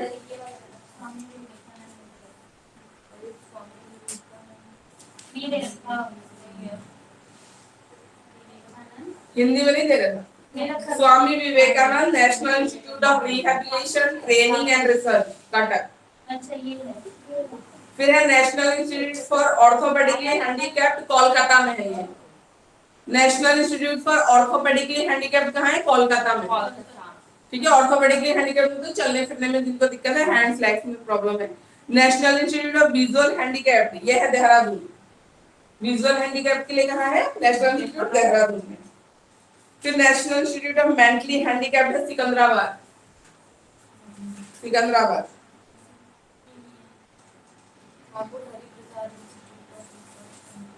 फिर है Pandit Deendayal Upadhyay institute for the physically handicapped, New Delhi, ठीक है, Pandit Deendayal Upadhyay. Indian sign language research and training centre, New Delhi. Ali Yavar Jung है वो भी दिल्ली में ही है, ठीक है। Indian spinal injury centre New Delhi में ही है ये भी। इंडियन स्पाइनल इंजरी सेंटर है न्यू दिल्ली में। हिंदी में है ये सारे? कौन सा स्पाइनल इंजरी वाला? मैम एक बार हिंदी में भी प्लीज बता दीजिए। क्या कह रहे हो? मैम ये जो आप अली वाला मैम एक बार हिंदी में भी प्लीज बता दीजिए, मुझे मिल नहीं रहा है। रीजनल सेंटर दिल्ली में भी है। अरे वो नेशनल सेंटर है ना, उसके पार्ट रीजनल सेंटर नहीं होते, रीजनल सेंटर उसका दिल्ली में।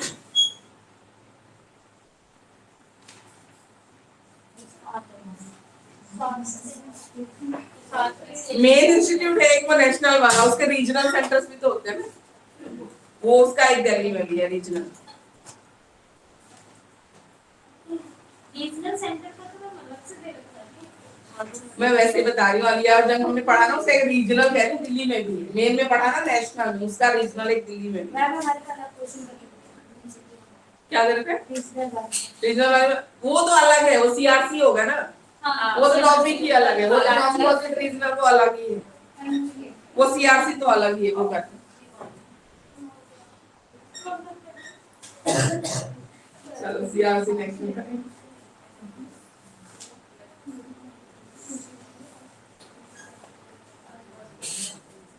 बहुत बढ़िया है, ठीक है। ऑनलाइन स्टूडेंट जो केयूके के बच्चे हैं बेटा, इंक्लूसिव एजुकेशन का पेपर चल रहा है, ठीक है, तो अभी आपका कुछ नहीं है करने के लिए, ठीक है। बाकी एमडीयू सीआरएससी है वो अपना करते रहो, आगे फिर हम इसको कंप्लीट करके 4th पेपर कराएंगे, 4th A 4th B, ठीक है, 5th A 5th B तो देख लेंगे। जो करा रहे हो उसको रिवाइज करो, ठीक है। और ये सब पेपर इतने मुश्किल नहीं है, 80 नंबर का पेपर है, लेकिन देखो मोस्टली चीजें तो सेम ही चलती रहती है तुम्हारी सब में। अर्ली डिटेक्शन है, प्रिवेंशन है, बैरियर फ्री एनवायरनमेंट है, ये तो हर कोई बोल रहा है। जॉब सेटअप कराओ, रिहेबिलिटेशन का कुछ पॉइंट तो कॉमन घूमती रहेगी, तो तुम कोई सा भी पॉइंट लिख लो, ठीक है, चल ही रही है तो उस पर ध्यान दे लो, आप उसको पढ़ लो, नोट्स बना लो, ठीक है, नोट्स बना लो, उसको अच्छे से पढ़ लो।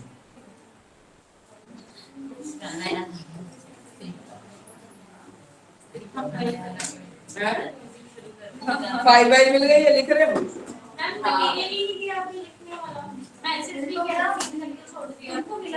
अभी बात कर रहे हैं क्या हुआ? मैंने बोला कि जो मेरी मुझे बैंक से थे वो अलग होता है कि हाँ इंस्टीट्यूट वालों ने भेजा, तुम्हें कहाँ मिला? मैम तो मैंने नेक्स्ट के अलग अच्छा, कोई नहीं, चलिए online student, thank you for attending the class. आपको मैम स्टडी मटेरियल से मुझे नहीं मैंने सही कर दी, इसको डिस्कनेक्ट कर दो।